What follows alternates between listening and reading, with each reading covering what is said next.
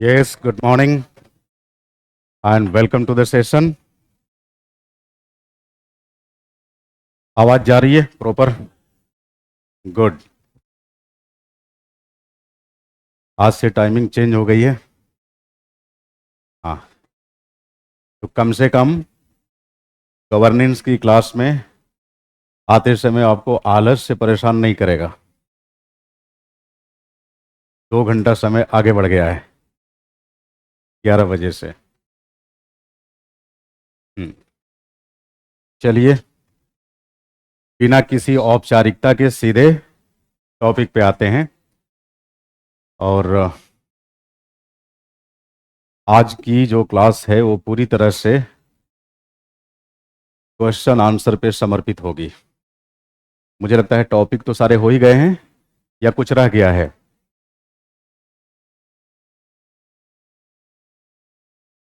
अच्छा, लिखवाना रह गया था तो लिखना जरूरी है।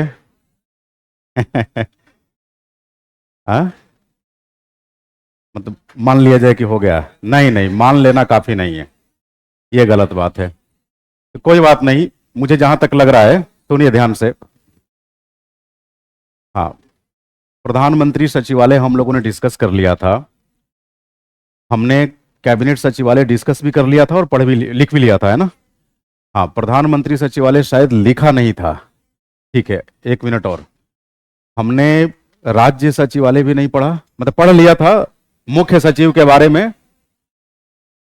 हाँ, तो कोई बात नहीं, हमारी कोशिश होगी अगले आधे घंटे में इसे पूरा कर लें।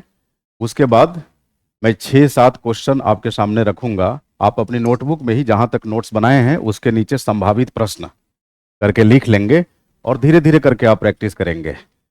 ऐसा कोई जरूरी नहीं है कि मान लीजिए मैं कोई दूसरा टॉपिक पढ़ा रहा हूं, जैसे लोकतंत्र में सिविल सेवा की भूमिका, और आपको पिछले टॉपिक से जो हो चुका है उससे कोई सवाल पूछना है, तो आपको मैं पूरी स्वतंत्रता देता हूं। बड़े आराम से ऐसे अपना हाथ उठाएंगे और कहेंगे sir there is a question to ask from earlier lectures. और आप पूछ सकते हैं। देखो जी, मेरा सीधा मानना है, पढ़ने का तरीका चाहे जो भी हो, पढ़ाने का तरीका सदैव मैथमेटिकल होना चाहिए। और मैथमेटिकल का मतलब ये होता है कि अगर कोई थ्योरम पढ़ा दी गई तो उस थ्योरम पर किसी भी तरह के न्यूमेरिकल पूछने की स्टूडेंट्स को आज़ादी होती है। आप न्यूमेरिकल पूछते हैं, इस टीचर यहाँ सॉल्व करता है। क्या से क्या होगा, खूब यही होगा कि हो सकता है किसी दिन टीचर उस न्यूमेरिकल को सॉल्व नहीं कर पाया, बोलेगा कल कर देंगे, दैट्स इट। इसमें कोई इज्जत आबरू लूटने वाली बात नहीं होती है। इसलिए हमें कोई संकोच नहीं, आप निसंकोच कोई भी क्वेश्चन पूछिए, बशर्ते कि वो टॉपिक हो चुका हो। आप ऐसे टॉपिक से क्वेश्चन पूछेंगे जो टॉपिक अभी संभावित है, होना है, तो इससे व्यर्थ का समय जाया होता है और कोई बात नहीं है ना? तो जो टॉपिक हो जाए उस पर प्रश्न पूछने की आपको आज़ादी होनी ही चाहिए। और मैं आपकी इस स्वतंत्रता को किसी भी कीमत पे बाधित नहीं होने दूंगा अपनी क्लास में। ठीक है? हाँ, तो सबसे पहले प्रधानमंत्री सचिवालय हमने कल समझा था, लिखना था। लिखने से पहले एक बार फिर समझ लीजिए ताकि मैं भी अपने आप को टॉपिक से कनेक्ट कर सकूं। हाँ, बात हो रही थी पीएमओ की, है ना? हाँ, पीएमओ की, प्रधानमंत्री कार्यालय। अगर आपसे कोई कहे कि प्रधानमंत्री कार्यालय का राजनैतिक प्रमुख कौन होगा, तो निर्बाध रूप से प्रधानमंत्री। और प्रशासनिक प्रमुख कौन होगा? प्रधान सचिव। समझ रहे मेरी बात? प्रधान सचिव।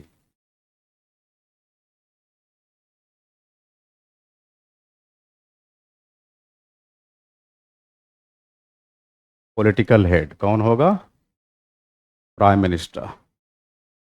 और administrative head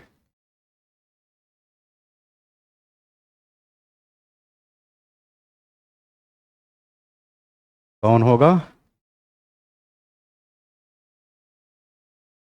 principal secretary. Secretary को संक्षेप में सेकाई लिखते हैं। प्रिंसिपल सेक्रेटरी, प्रधान सचिव।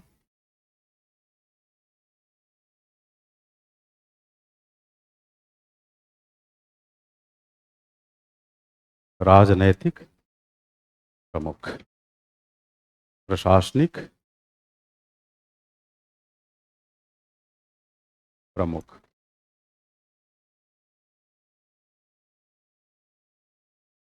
प्रमुख सचिव है ना, प्रमुख सचिव, प्रिंसिपल सेक्रेटरी। हमने कल ये भी डिस्कस किया था कि इस पद का सृजन हमारे यहाँ कब हुआ, 1947 में। हाँ, तो पीएमओ की जो एक तरह से जो इसकी ओरिजिन है, अगर हम क्रोनोलॉजिकल पॉइंट ऑफ व्यू से बात करें, कालखंड के लिहाज से बात करें, तो यह पाएंगे कि इसकी शुरुआत होती है 1943 ईस्वी में, नेहरू जी के दौर से।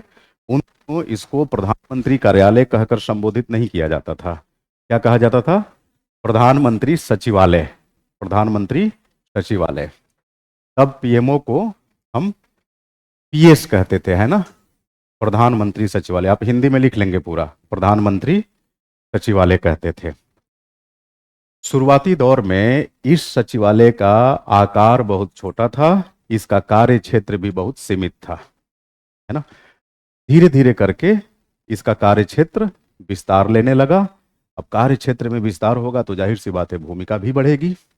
हाँ, तो पंडित जी की सरकार के बाद जैसे शास्त्री जी आए सत्ता में, तो उस समय पहली बार देखा गया कि प्रधानमंत्री सचिवालय का दायरा व्यापक हो रहा है। फिर उसके बाद क्रमशः इसका दायरा व्यापक होते गया, है ना। तो अगर मैं क्रोनोलॉजिकल डेवलपमेंट की बात करूं इसकी, तो कुछ इस तरीके से आप इसे कंसिडर कर सकते हैं कि बाद में शास्त्री जी के दौर में, शास्त्री जी की सरकार में इसका दायरा थोड़ा व्यापक हुआ पहले की तुलना में।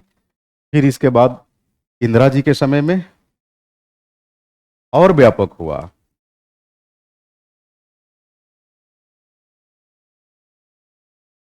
इंदिरा जी के दौर में और व्यापक हुआ। फिर इसके बाद आएंगे मोरारजी देसाई 77 में। वहां पर थोड़े इसमें बदलाव हुए, मतलब इसको कह सकते हैं कि सांस्थानिक रूप से थोड़ा बदलाव हुआ, खास करके इसके नामांकन को लेकर। 1977 में पहली बार प्रधानमंत्री सचिवालय को प्रधानमंत्री कार्यालय कहकर संबोधित किया गया, और जनता पार्टी वालों के माध्यम से यह दर्शाने की कोशिश की गई कि जैसे कांग्रेसी प्रधानमंत्रियों ने मतलब अपना एक तरफा दबदबा बनाने की कोशिश की है, इस ऑफिस के माध्यम से हम इसे खारिज करते हैं। यानी प्रधानमंत्री सचिवालय को सचिवालय नहीं बल्कि हम कार्यालय में तब्दील करके रख देंगे। और कार्यालय का मतलब ये होता है कि जिसकी स्टाफिंग सचिवालय की तुलना में कम हो। एक कार्यालय में कितने स्टाफ होंगे? सचिवालय में तो कई सारे कार्यालय है ना। तो एक तरह से इसके स्वरूप को संकीर्ण करने की कोशिश की गई जनता पार्टी की सरकार में। तो आप आ जाइए मोरारजी देसाई। मोरारजी देसाई, देखो ये चीजें आपको समझनी है, सारी चीजें ध्यान रखना देना। चाहे मेरी क्लास में कितना भी आप एंजॉय करें, कुछ भी करें, खुश हो ना खुश हो, ये बहुत मैटर नहीं करता। लेकिन टॉपिक समाप्त होने के बाद उस पर आधारित अगर प्रश्नों को लिख पाने की आप स्थिति में आ गए, तो तय मानिए क्लास करना सह गया। और अगर आंसर नहीं लिख पा रहे हैं, सारा प्रयास विफल है, आपकी तरफ से भी मेरी तरफ से भी, ये ध्यान रखिएगा। इसलिए हम दोनों की जवाबदेहिता इस आधार पर तय होगी कि जैसे ही कोई यूनिट समाप्त होती है, उस पर आधारित जितने संभावित प्रश्न बन सकते हैं, उन प्रश्नों के उत्तर लेखन में आप कितना सहज हैं। कुछ स्टूडेंट्स को मैं देख रहा हूं कि उन्होंने अनसिन रूप से लिखना शुरू कर दिया है, और मुझे खुशी इस बात की है कि वो बहुत सही दिशा में लिख रहे हैं। अंततः ये परीक्षा, ध्यान रखिएगा, लिखने की ही है। अभी इस परीक्षा का जो सही बुखार होता है ना, वो आप पे चढ़ा नहीं है। जिस दिन चढ़ेगा उस दिन आपको रियलाइज होगा ये क्लासेस वगैरह में जो चल रहा था, किताबों के बीच जो चल रहा था, ये प्राथमिक कार्य नहीं है, ये तो सामान्य कार्य है। विशिष्टता तो सामने व्हाइट शीट हो, क्वेश्चन पेपर हो और लेखन। लेकिन समस्या ये है कि इस स्तर तक पहुंचने के लिए होमवर्क के रूप में आपको ये सारे कार्य करने पड़ते हैं। सिलेबस पे अपनी अपनी कमांड विकसित करना, है ना, प्रॉपर नोट्स बनाना ताकि किसी टॉपिक को रिवाइज करना हो तो हम फटाफट रिवाइज कर लें, भटकाव का शिकार ना हो, ये तमाम चीज़ें। अन्यथा कंटेंट इतना पसरा हुआ है, इतना फैला हुआ है, किसी एक टॉपिक पे रिसर्च करने बैठें तो 3-3 4-4 दिन निकल जाएगा। और ध्यान रखिएगा, आप ब्यूरोक्रेसी के अंदर, ब्यूरोक्रेसी का जो हिस्सा बनाते हैं वो बेसिकली सामान्यज्ञ का हिस्सा है, विशेषज्ञ का नहीं। तो आपको किसी भी विषय पर बहुत गहराई से ज्ञान प्राप्त करने की आवश्यकता नहीं है, क्योंकि क्यों आपको सामान्यज्ञ बनाया जाता है?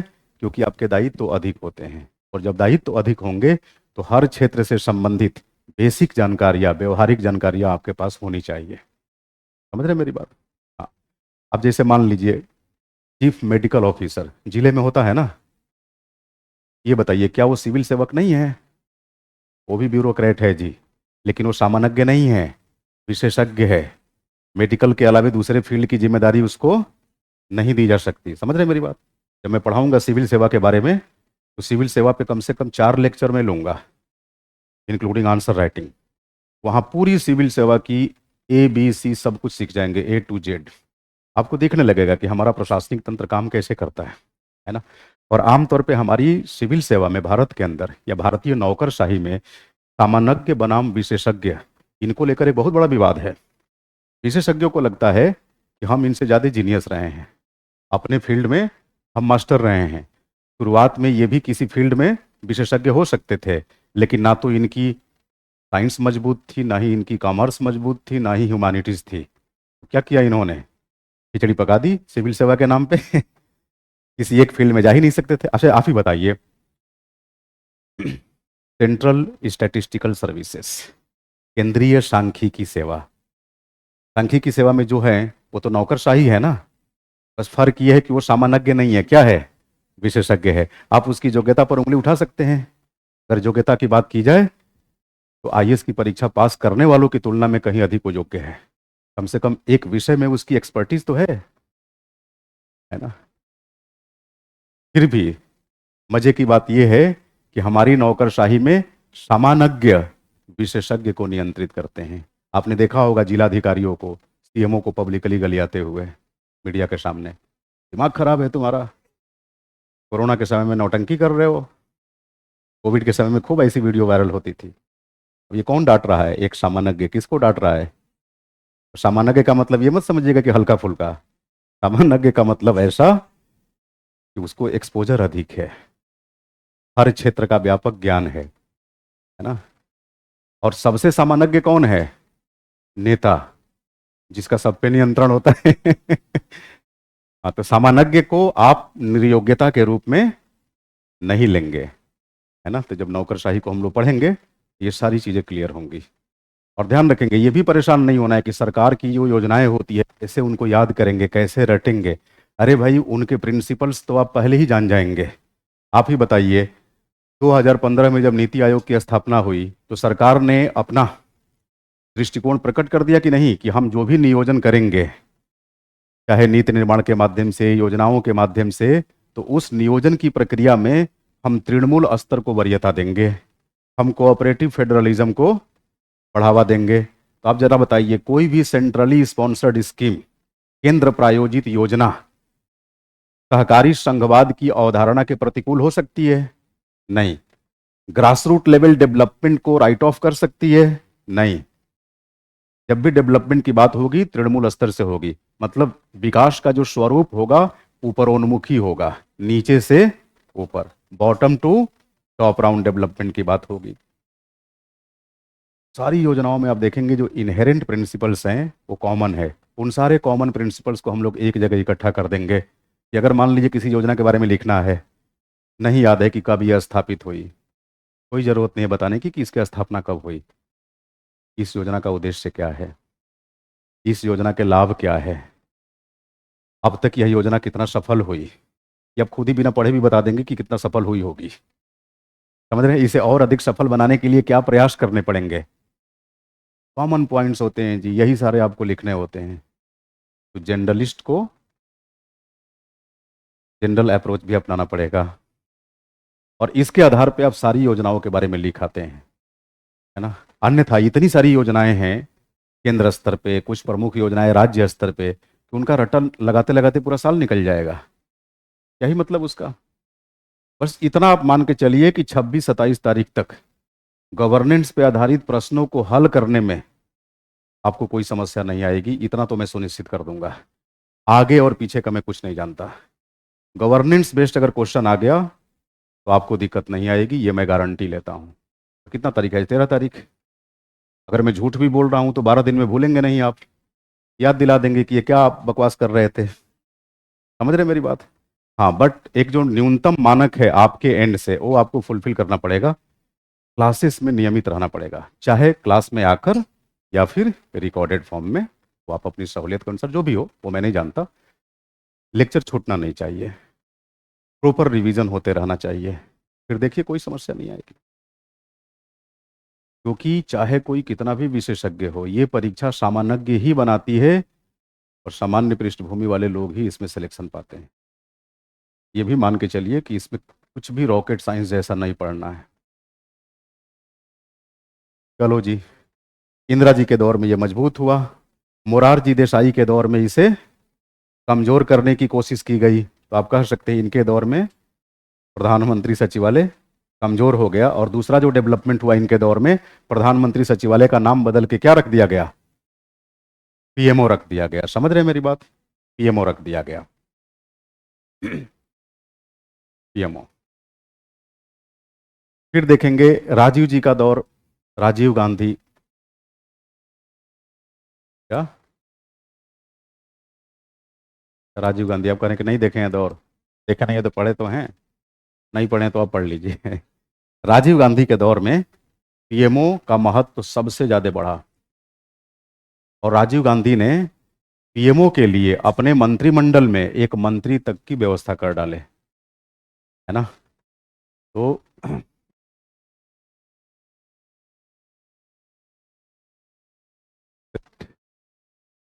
Minister was designated for the PMO during the era of Rajiv Gandhi. तो राजीव गांधी के दौर में पीएमओ के लिए एक पृथक मंत्री की व्यवस्था की गई। याद रहेगा आपको? हाँ, एक पृथक मंत्री पद का सृजन किया गया। समझ रहे हैं मेरी बात? मंत्री पद का सृजन किया गया। तो किसका मंत्री कहलाता था?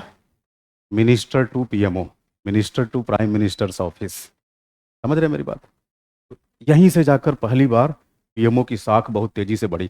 और ध्यान रखिएगा, जैसे जैसे पीएमओ की साख बढ़ेगी, इसके अधिकार क्षेत्र पर ग्रहण लगेगा। कैबिनेट सेक्रेटरी, कैबिनेट सचिवालय, कैबिनेट सचिवालय, है ना? क्योंकि वो कैबिनेट सचिवालय का प्रमुख कैबिनेट सचिव होता है ना? मतलब प्रशासनिक प्रमुख। हाँ, पीएमओ का प्रशासनिक प्रमुख प्रधान सचिव और राजनीतिक सचिव, राजनीतिक प्रमुख प्रधानमंत्री। तो ये प्रधानमंत्री के सीधे कनेक्शन में है ना। और जो कैबिनेट सचिवालय है उसके अंदर तो कैबिनेट मंत्री भी आ रहे हैं। तो कैबिनेट सचिवालय के अंदर जो कैबिनेट सेक्रेटरी है वो डायरेक्टली कैबिनेट मिनिस्टर्स के कांटेक्ट में होता है। क्योंकि कैबिनेट मिनिस्टर भी आसानी से पीएम तक नहीं पहुंच पाते, तो आप समझ सकते हैं कि कैबिनेट सेक्रेटरी भी उतनी आसानी से पीएम तक नहीं पहुंचते हैं।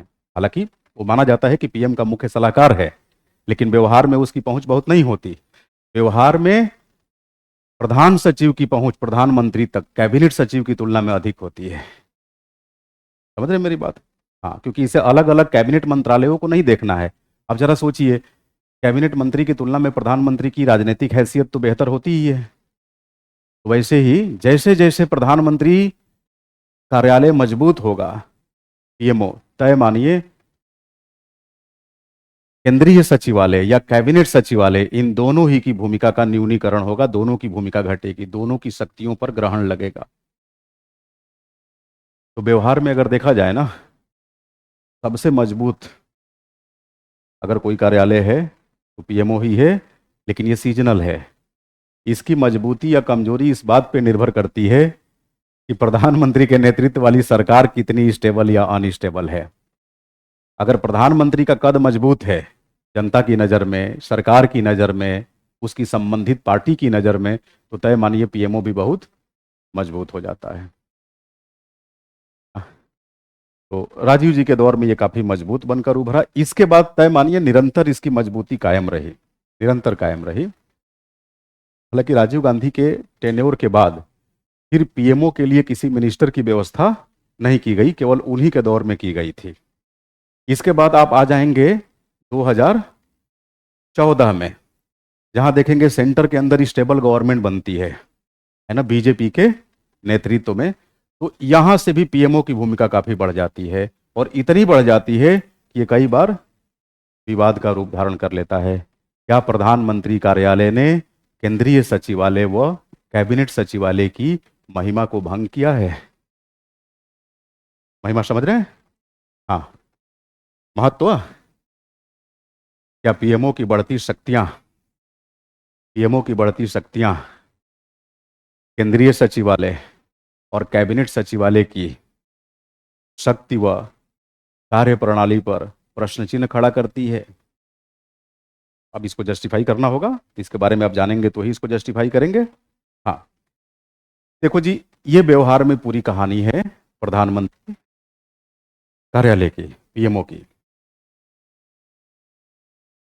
प्रधानमंत्री मजबूत, पीएमओ मजबूत।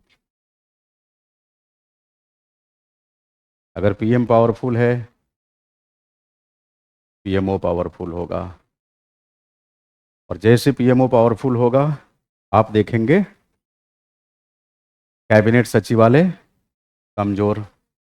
आप देखेंगे सेंट्रल सेक्रेटेरिएट, केंद्रीय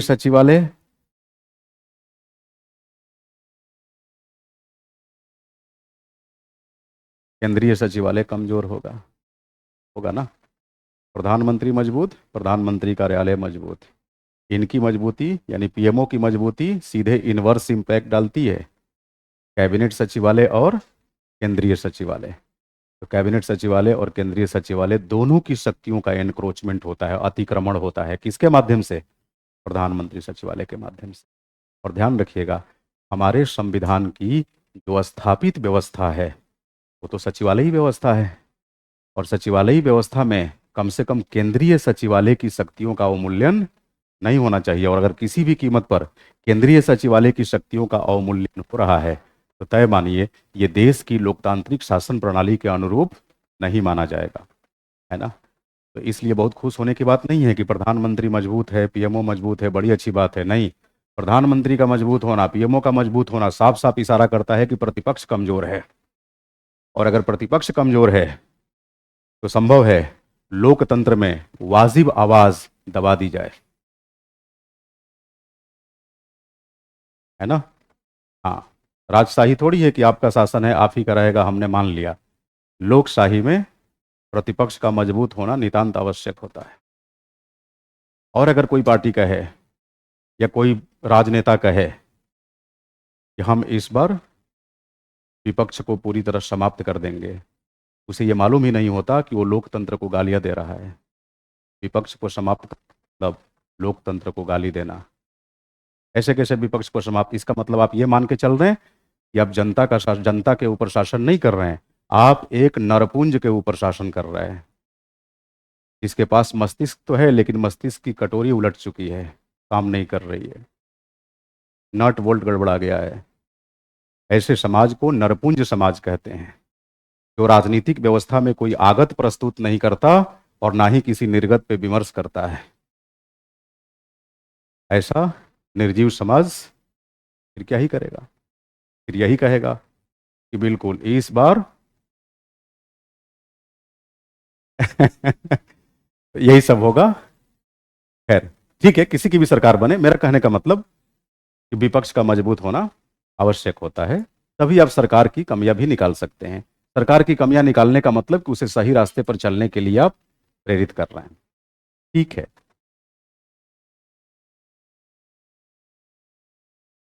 तो लिख लीजिए प्रधानमंत्री सचिवालय के बारे में, फिर आगे बढ़ेंगे।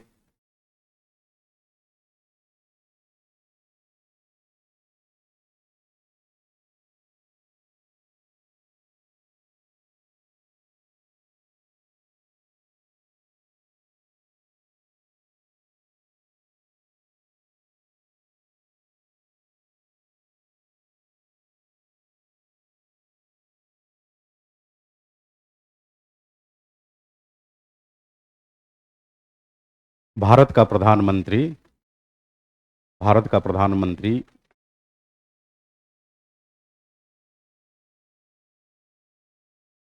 भारतीय संसदीय प्रणाली के अंतर्गत भारत का प्रधानमंत्री भारतीय संसदीय प्रणाली के अंतर्गत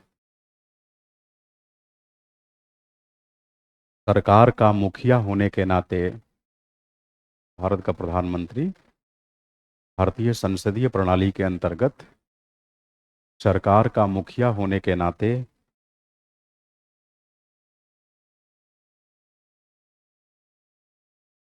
देश का वास्तविक कार्यपालिका प्रमुख होता है। समझ रहे हैं मेरी बात?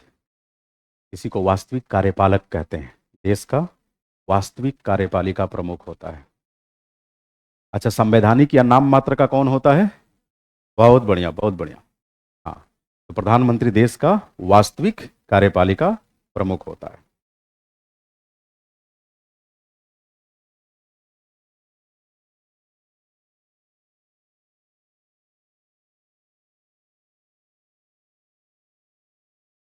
हालांकि इसे इसे राजनैतिक प्रमुख कहते हैं, राजनैतिक कार्यपालिका प्रमुख कहते हैं, ना कि प्रशासनिक। इसे राजनैतिक कार्यपालिका प्रमुख कहते हैं।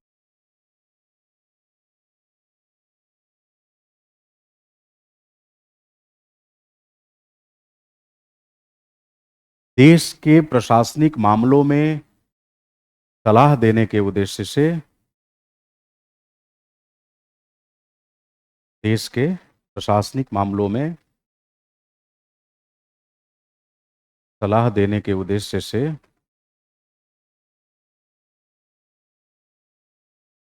प्रधानमंत्री कार्यालय का गठन किया गया, जिसका प्रशासनिक प्रमुख प्रधानमंत्री कार्यालय का गठन किया गया, पीएमओ का, जिसका प्रशासनिक प्रमुख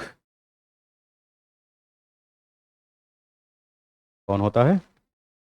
प्रधान सचिव होता है।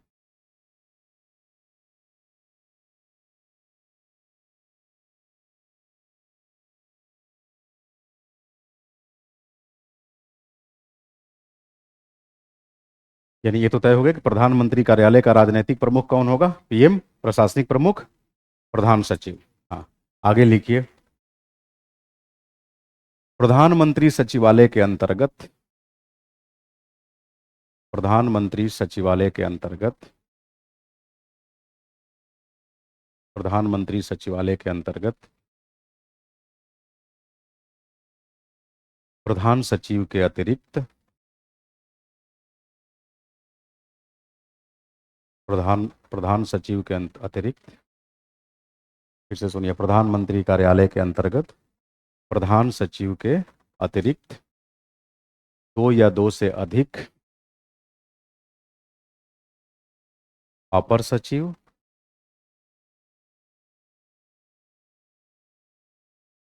चार से पांच संयुक्त सचिव, चार से पांच, चार या पांच संयुक्त सचिव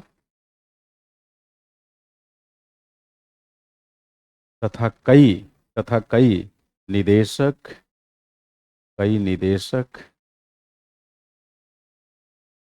उपनिदेशक, उपनिदेशक, उप सचिव, निजी सचिव इत्यादि अधिकारी होते हैं। मतलब टाइपिस्ट वगैरह भी होते हैं।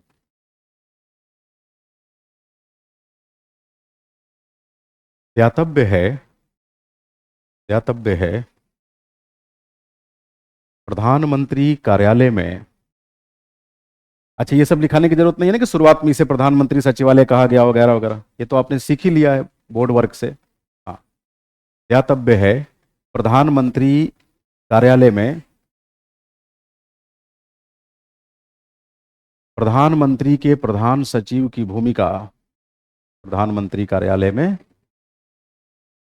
प्रधानमंत्री कार्यालय में प्रधानमंत्री के प्रधान सचिव की भूमिका, प्रधानमंत्री कार्यालय में प्रधानमंत्री के प्रधान सचिव की भूमिका काफी अहम होती है। जिसे हम जिसे हम निम्नलिखित बिंदुओं के माध्यम से व्यक्त कर सकते हैं। इसकी भूमिका को, जिसे हम निम्नलिखित बिंदुओं के माध्यम से व्यक्त कर सकते हैं। डैश देकर लिखेंगे पॉइंट नंबर 1।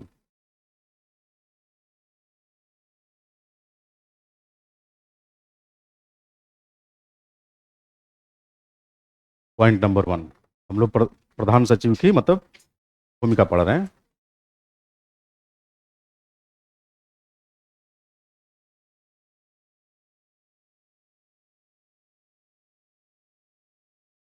प्रधानमंत्री के आदेशार्थ, प्रधानमंत्री के आदेशार्थ व निर्देशार्थ फाइलें व रिपोर्टें प्रस्तुत करना। प्रधानमंत्री के आदेशार्थ व निर्देशार्थ निर्देशार्थ फाइलें तथा रिपोर्टें उनके समक्ष प्रस्तुत करना। ये क्या करेंगे? प्रधान सचिव फाइल या रिपोर्ट ले जाएंगे। सर साइन, ऑर्डर कर दीजिए प्लीज। साइन, समझ रहे हैं मेरी बात? इसे कहा आदेशार्थ व निर्देशार्थ। सेकंड पॉइंट लिखिए। अब देख रहे हो कितनी व्यवहारिक सी बात है ये, है ना। सेकंड पॉइंट, प्रधानमंत्री कार्यालय की प्रधानमंत्री कार्यालय की सभी फाइलों का निपटान करना। प्रधानमंत्री कार्यालय की सभी फाइलों का निपटान करना।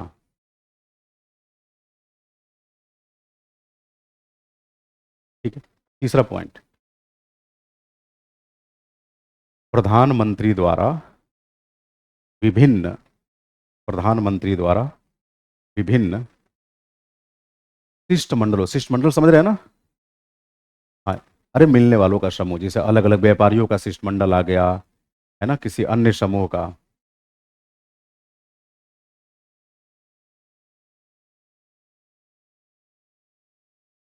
तो प्रधानमंत्री द्वारा महत्वपूर्ण शिष्टमंडलों के साथ महत्वपूर्ण शिष्टमंडलों के साथ किए जाने वाले विचार विमर्श से प्रधानमंत्री द्वारा महत्वपूर्ण शिष्टमंडलों के साथ किए जाने वाले विचार विमर्श से जुड़े विचार विमर्श से जुड़े विषयों से संबंधित विषयों से संबंधित नोट तैयार करना, है ना। विषयों से संबंधित नोट, टिप्पणी, नोट तैयार करना। नेक्स्ट पॉइंट, प्रधानमंत्री द्वारा सौंपे गए प्रधानमंत्री द्वारा सौंपे गए विभिन्न मंत्रालयों प्रधानमंत्री द्वारा सौंपे गए विभिन्न मंत्रालयों और विभागों से संबंधित विभिन्न मंत्रालयों व विभागों से संबंधित कार्यों की देखभाल करना। अगर प्रधानमंत्री ने किसी मंत्रालय या विभाग से संबंधित कोई कार्य सौंप दिया तो उस कार्य को इन्हें करना पड़ेगा, है ना। नेक्स्ट पॉइंट, प्रधानमंत्री कार्यालय के विभिन्न कर्मचारियों के कार्यों के मध्य समन्वय कायम करना, तालमेल स्थापित करना। लिसन मी अगेन, प्रधानमंत्री कार्यालय के प्रधानमंत्री कार्यालय के विभिन्न कर्मचारियों के प्रधानमंत्री कार्यालय के विभिन्न कर्मचारियों के कार्यों के मध्य प्रधानमंत्री कार्यालय के विभिन्न कर्मचारियों के कार्यों के मध्य तालमेल स्थापित करना, तालमेल स्थापित करना।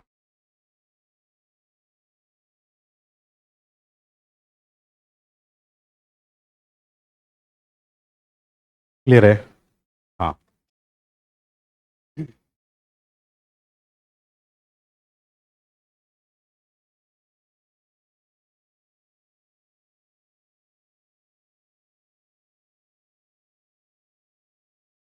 अच्छा ये बताइए, केंद्रीय सचिवालय के अंदर जाहिर सी बात है अलग अलग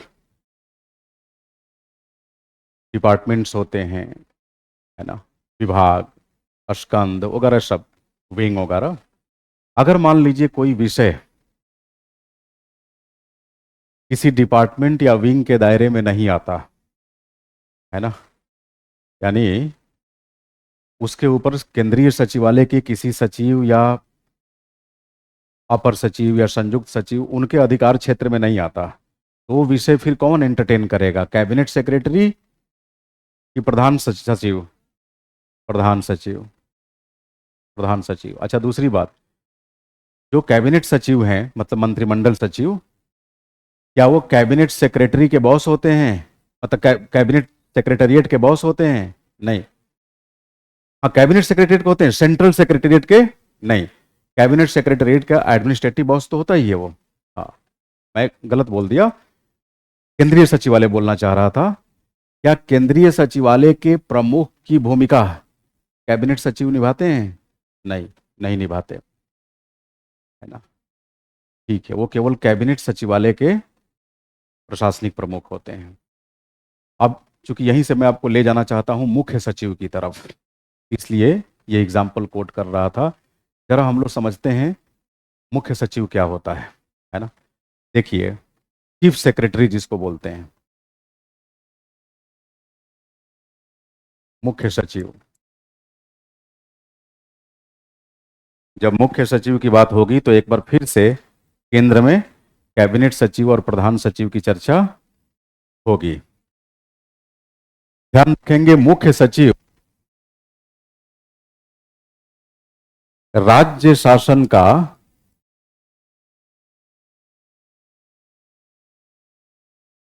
प्रशासनिक प्रमुख होता है। समझ रहे हैं मेरी बात? राज्य शासन का प्रशासनिक प्रमुख होता है। अगर मैं आपसे कहूं कि राज्य शासन का राजनैतिक प्रमुख कौन होता है तो क्या जवाब होगा? मुख्यमंत्री। बहुत बढ़िया।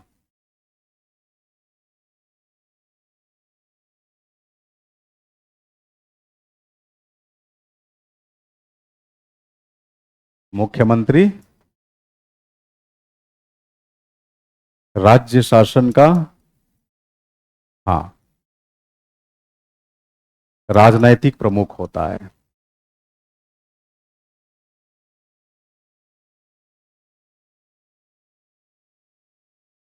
मुख्यमंत्री राज्य शासन का राजनीतिक प्रमुख और मुख्य सचिव राज्य प्रशासन का। अब देखिए, जिस जिस तरह से आपने केंद्रीय शासन की संरचना पढ़ी और समझी, लगभग वही पैटर्न राज्य में भी फॉलो किया जाता है। क्योंकि हमारे यहाँ संसदीय शासन प्रणाली केवल केंद्रीय स्तर तक ही सीमित थोड़ी है, राज्यों में भी है। तो आप वही व्यवस्था राज्य में भी पाएंगे। जैसे देखिए, मंत्रालय, मंत्रालय के जस्ट नीचे कौन होगा? सचिवालय। सचिवालय, और सचिवालय के साइड में क्या होगा? निदेशालय। विपाटन प्रणाली यहां भी फॉलो की जाएगी। निदेशालय, निदेशालय। अब मंत्रालय और सचिवालय दोनों को एक साथ मिलाकर क्या बोला जाता है? राज्य में भी सचिवालयी व्यवस्था बोला जाता है। समझ रहे हैं मेरी बात? इन दोनों को एक साथ मिलाकर क्या बोलते हैं? हाँ, केंद्र में भी ऐसा ही देखा था आपने, सचिवालयी व्यवस्था। गुड। ठीक है। अब जब इससे नीचे आते हैं, थोड़ा नीचे वाली भी स्ट्रक्चर देख लेते हैं, फिर वापस आकर हम लोग इसी को समझेंगे, क्योंकि बहुत नीचे जाने की जरूरत नहीं है। तो यहां पर विपाटन प्रणाली है, आप समझ रहे हैं, स्प्लिट सिस्टम, विपाटन प्रणाली। अब जाहिर सी बात है, नीति निर्माण का कार्य कहां पर बैठे हुए नौकरशाह करेंगे? सचिवालय में। और नीति क्रियान्वयन का कार्य कहां पर बैठे हुए नौकरशाह करेंगे? हैं दोनों कैरियर ब्यूरोक्रेट। समझ रहे हैं मेरी बात? हाँ ठीक है। और मंत्रालय के अंदर तो जाहिर सी बात है, कैबिनेट स्तर के मंत्री, राज्य स्तर के मंत्री, उप मंत्री, ऐसे ही संरचना यहां भी होती है। ठीक है। अब जब आप इसके नीचे आते हैं तो फिर प्रमंडल स्तर पे आते हैं। ये तो राज्य स्तर पे आए। इससे नीचे की व्यवस्था क्या होती है? प्रमंडल।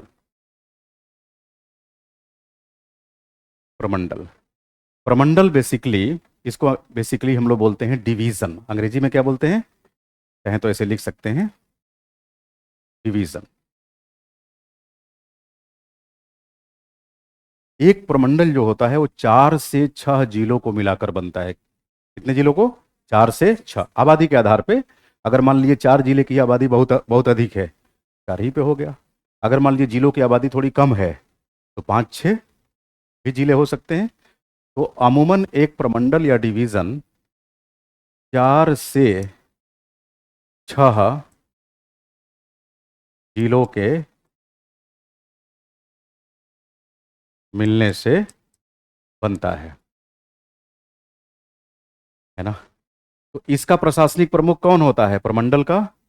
Divisional commissioner. क्या बोलते हैं इसको? Divisional commissioner. इसी को हिंदी में मंडलायुक्त बोलते हैं। क्या बोलते हैं? मंडलायुक्त।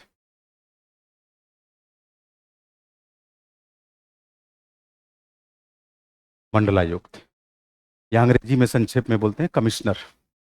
कमिश्नर, ठीक है। अब जब प्रमंडल के नीचे आप आएंगे तो कौन दिखेगा भाई? आप सीधे जिला के स्तर पे आ जाइए।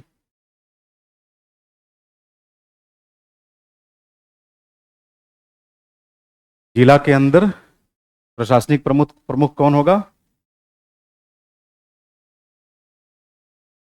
जिलाधीश। जिलाधीश, इसी को समाहर्ता भी कहते हैं। क्या बोलते हैं? समाहर्ता, कलेक्टर।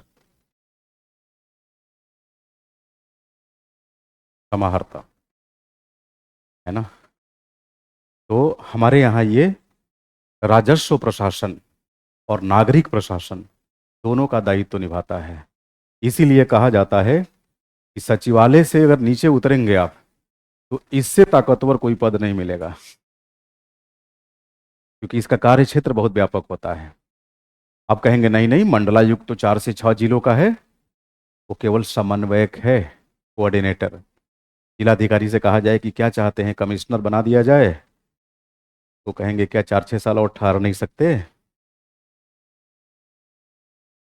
खैर, हाँ, लेकिन जब ये बोला जाए what's about additional secretary, what's about joint secretary, फिर तो बात ही अलग है।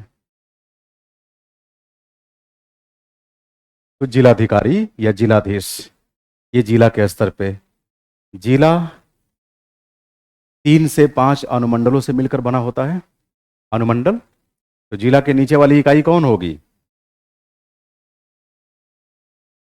अनुमंडल के अंदर कौन सा प्रशासनिक अधिकारी होगा?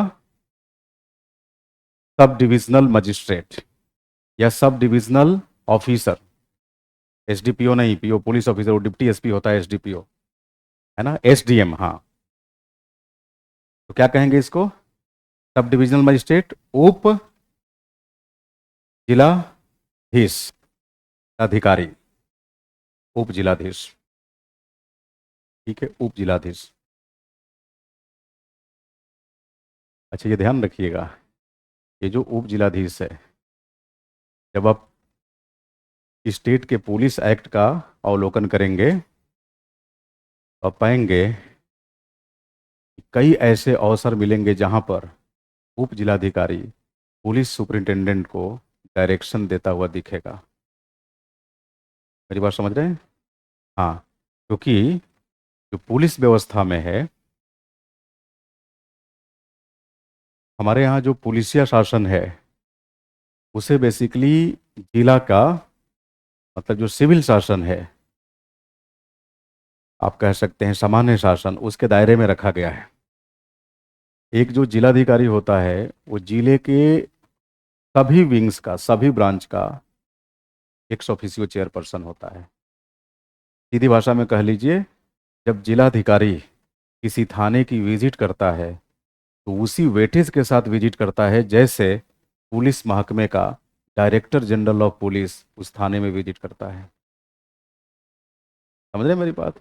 विजिट मतलब इंस्पेक्शन कह लीजिए, फाइनल इंस्पेक्शन, औचक निरीक्षण। ये बात कुछ डाइजेस्ट नहीं हो रही होगी। हाँ, मैं ऐसे बता देता हूँ। आप एसपी हैं, आपके पास डीजीपी का फ़ोन आ गया आपको नहीं लगता कि अंधेरे में भी कुर्सी छोड़ के खड़े हो जाएंगे? अरे नहीं, कैसी बात कर रहे हैं, एक बार सिस्टम का हिस्सा बनेंगे पता चल जाएगा।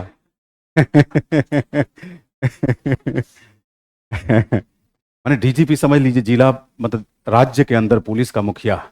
आप एक जिला पुलिस के मुखिया हैं, सुपरिंटेंडेंट ऑफ पुलिस होने के नाते, और वो पूरे राज्य के पुलिस महकमे का प्रमुख है। तो समझ रहे हैं कि आपके सामने उसकी हायरार्की क्या है। हाँ, आप ध्यान रखिएगा, एक जिले के अंदर जिलाधिकारी की पुलिस महकमे में वही ताकत होती है जो पूरे राज्य के अंदर पुलिस महकमे में डीजीपी की होती है। इसलिए जवानी के जोश में कई बार लोग जब आईपीएस चूज कर लेते हैं और बाद में सिस्टम का हिस्सा बनते हैं, तो देखे होंगे छुट्टी ले लेके नेहरू विहार और मुखर्जी नगर में आकर क्रैश कोर्स की क्लासेस करते हैं कि इस बार आईएएस मिल जाए। खैर, ये तो मैं एक व्यवस्था का हिस्सा बताया, सैद्धांतिक पक्ष में बता रहा हूँ। व्यवहार में ऐसा आमतौर पे नहीं होता, क्योंकि जिलाधिकारी और पुलिस कप्तान वो जान रहे होते हैं कि हम एक ही सेवा से आए हैं। हाँ, लेकिन अगर जिलाधिकारी अपने पे आ गया तो समझ लीजिए कि मतलब कप्तान साहब की वो हालत कर देगा जैसे ही किसी सिपाही की करते होंगे। हाँ, इसीलिए मैंने कहा कि सेक्रेटरीट लेवल से नीचे आ जाएं तो इससे बड़ा कोई पद, ताकतवर पद कोई नहीं होता, ये ध्यान रखिएगा, है ना। तभी आप सुनते होंगे ना कहानियों के रूप में कि पटना के तत्कालीन जिलाधिकारी डॉक्टर गौतम गोस्वामी को गौतम गोस्वामी ने एल के आडवाणी का चुनाव प्रचार रोक दिया था, इनका रथ रोक दिया था। खूब चर्चा होती है प्रशासनिक गलियारे में। हालांकि अलग बात है, उसके तह तक जाएंगे ये मुद्दा डिबेटेबल हो जाएगा, उधर जाने का कोई मतलब नहीं। बस इतना ये बताना चाह रहा हूँ कि जिला प्रशासन के अंदर जो जिलाधिकारी है, ये जो आईएएस की पद है, ये बहुत ताकतवर पद होती है। ऐसा नहीं कि आप सेलेक्ट सेलेक्ट होकर तुरंत यहाँ चले आते हैं। 8 से 12 साल तक लगाना पड़ता है, तब जिला मिलता है। इसके पहले आप एसडीएम एडीएम इन सब पदों पे घूमते रहेंगे। कई राज्यों में तो बीडीओ से आपकी शुरुआत होगी, वेस्ट बंगाल वगैरह में चले जाएंगे तो बीडीओ भी नहीं, कहो तो असिस्टेंट बीडीओ, वहाँ असिस्टेंट बीडीओ का भी एक पोस्ट है। इस तरह से, क्योंकि वो चाहते हैं कि प्रशासन में इतना इन्हें मजबूती से प्रशिक्षित कर दें, बेहतर तरीके से इन्हें ट्रेंड कर दें कि आगे कोई समस्या ही ना रहे। ठीक। तो अनुमंडल के अंदर पे उप जिलाधिकारी या कह सकते हैं अनुमंडलाधिकारी, क्या बोलेंगे, अनुमंडलाधिकारी।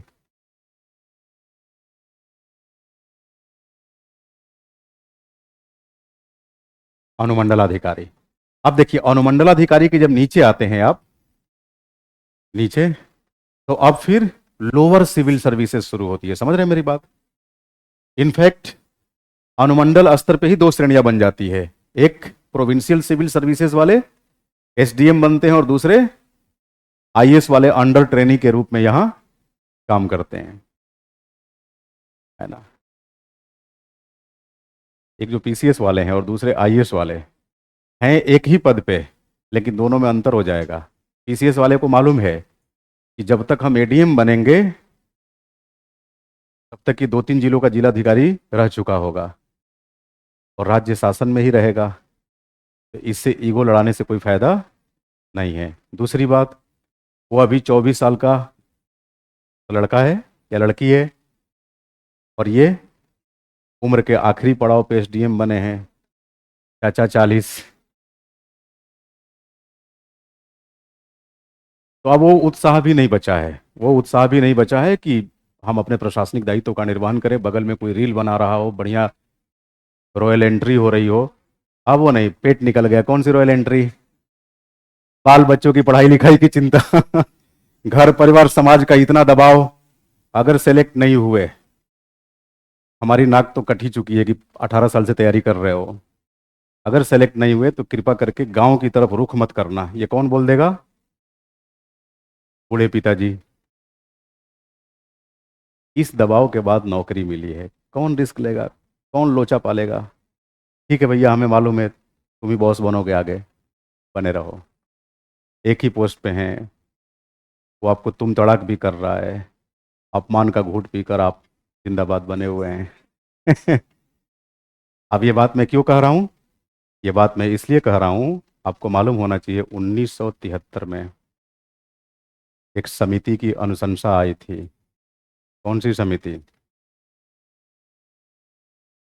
तमिलनाडु, नहीं तमिलनाडु नहीं कर, हाँ, तमिलनाडु गवर्नमेंट। तमिलनाडु गवर्नमेंट ने 1969 में एक समिति का गठन किया। क्या नाम था उस समिति का?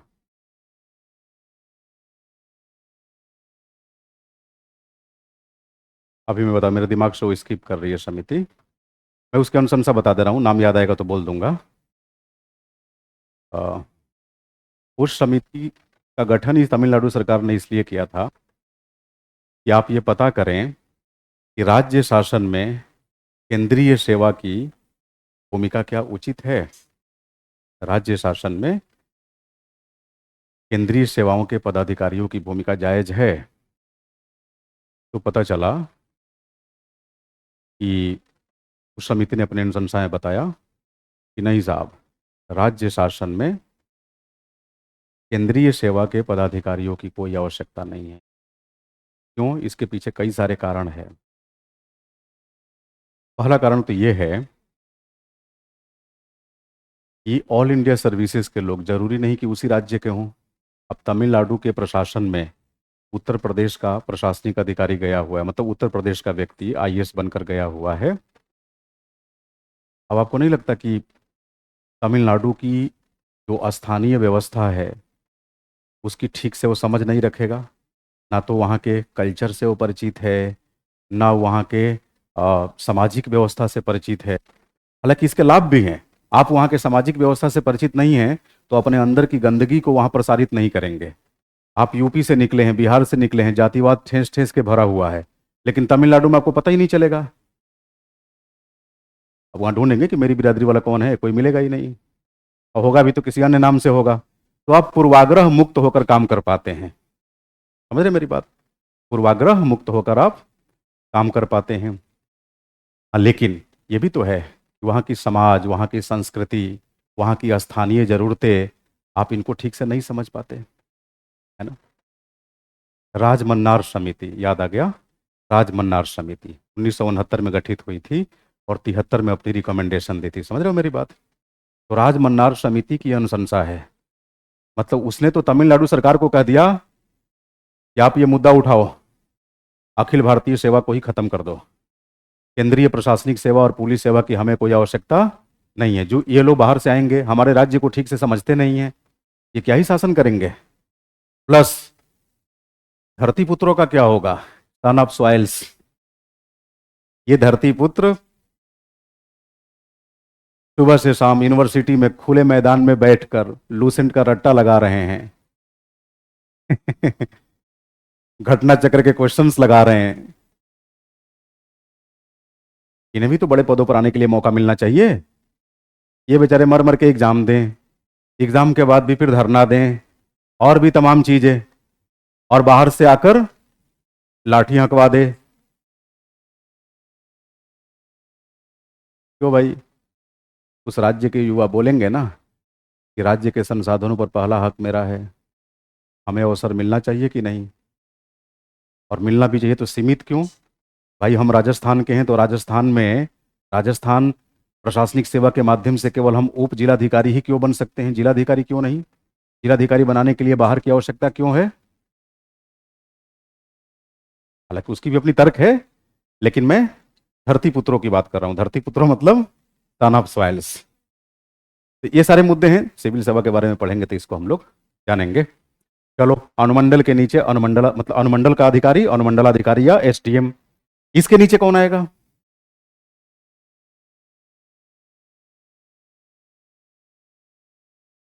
अब देखिए, इसके नीचे जो है ना, वो सामान्य प्रशासन लगभग गौण होता है।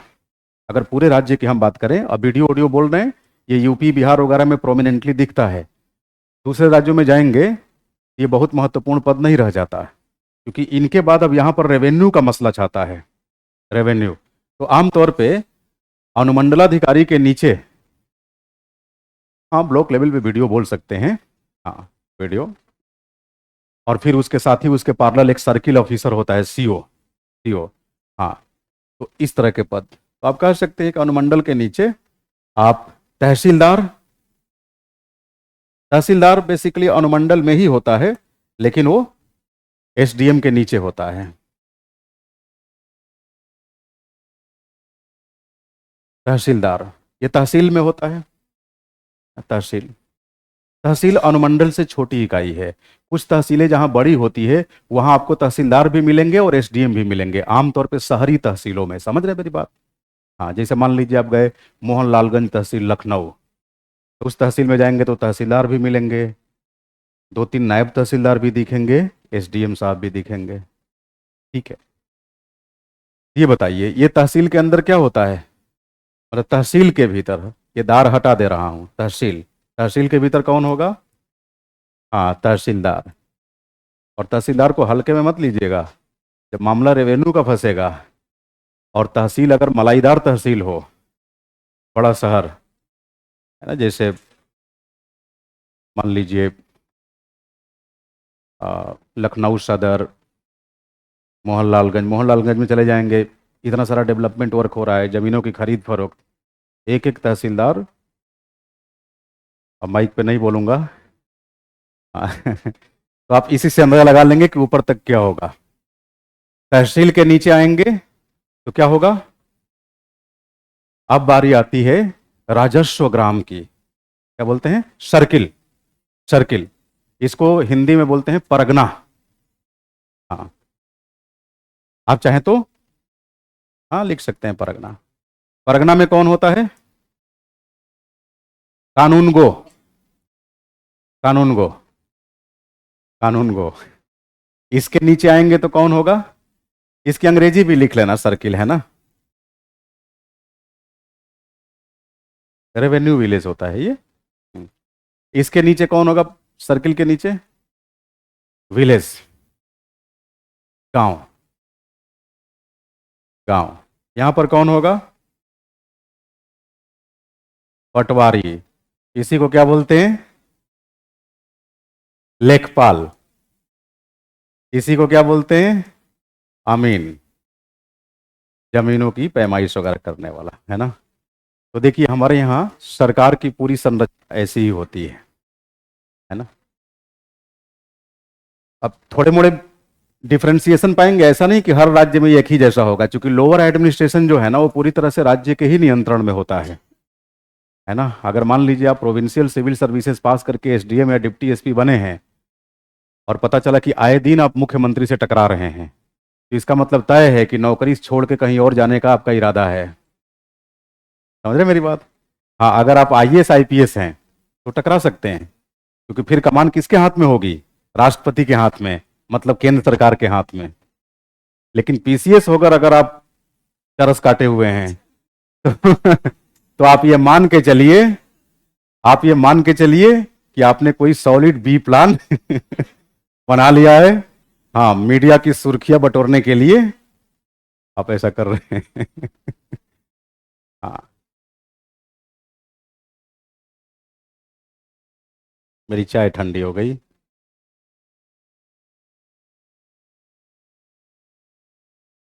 तो चलिए, कोई बात नहीं। आप देख रहे हैं, प्रधानमंत्री से लेकर पटवारी तक आपने सारा देख लिया। अब थोड़ा हम लोग यहीं कहीं ठहर जाते हैं, मुख्य सचिव के आसपास, है ना। देख रहे हैं सिविल सेवा का सिलेबस कितना शानदार है, क्या क्या सीखने का अवसर दे रहा है। अगर आप सिविल सेवा अभ्यर्थी नहीं होते तो क्यों माथापच्ची करते इधर? कुछ नहीं, तहसील में अगर सामना हुआ तहसीलदार से जान गए, हाँ तहसीलदार कोई होता है, अच्छा ये पटवार है, ये कोई होता है हाँ, अतिरिक्त बुद्धि लगाने की जरूरत नहीं पड़ती। बट यहाँ इन सेवाओं में से किसी भी सेवा का आप हिस्सा बन सकते हैं। मतलब अभी तो यही है ना कि स्काई इज द लिमिट, चाहे तो छलांग लगाकर ऊपर भी, और अगर कुछ इफ बट हुआ तो हमने सिविल सेवा अभ्यर्थियों को पटवारी बनते भी देखा है। हाँ, लेकिन ये भी ध्यान रखिए, ना से हाँ भला, जब कोई कुछ नहीं कर पाता उस स्थिति में कुछ तो है। तो मेरा मानना है कि किसी भी पद या ओहदे का मजाक उड़ाना मेरा मकसद नहीं है, तो आपको समझाने के लिए बता रहा हूँ। हमने ऐसे भी लोगों को देखा है पटवारी से कलेक्टर बनते हुए। हाँ। और ऐसे तो बहुतेरे को देखा हूँ जो कुछ नहीं है और बन गए। अब आप में से ज्यादातर लोग तो अनएम्प्लॉयड ही होंगे, बेरोजगार। हाँ। तो सबसे ज्यादा बेरोजगार ही सिविल सेवक बनते हैं। हाँ। लेकिन औसत इनका बड़ा गड़बड़ है, क्योंकि यहाँ बेरोजगारों की लंबी फहरिस्त है, बनने वाले मुट्ठी भर हैं। चलो कोई बात नहीं, हमारी कामना है कि आप सभी सफल हों। अब जरा देखें यहां पर,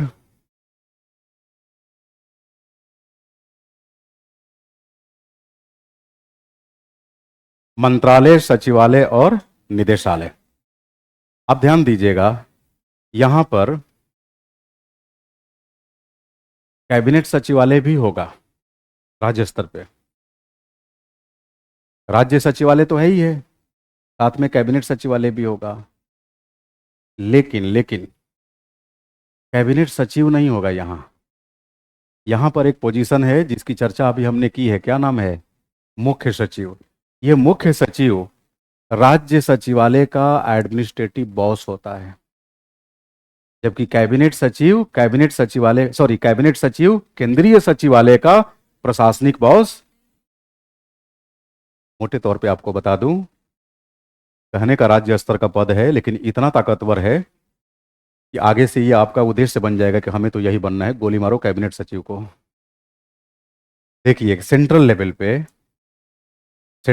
पे कैबिनेट सचिव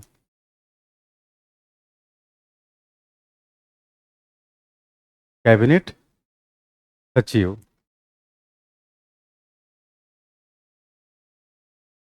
कार्मिक सचिव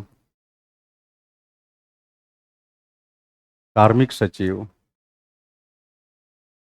वित्त सचिव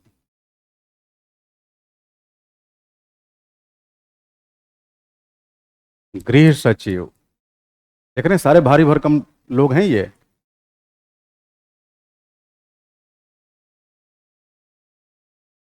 इन चारों के संयुक्त कार्यों को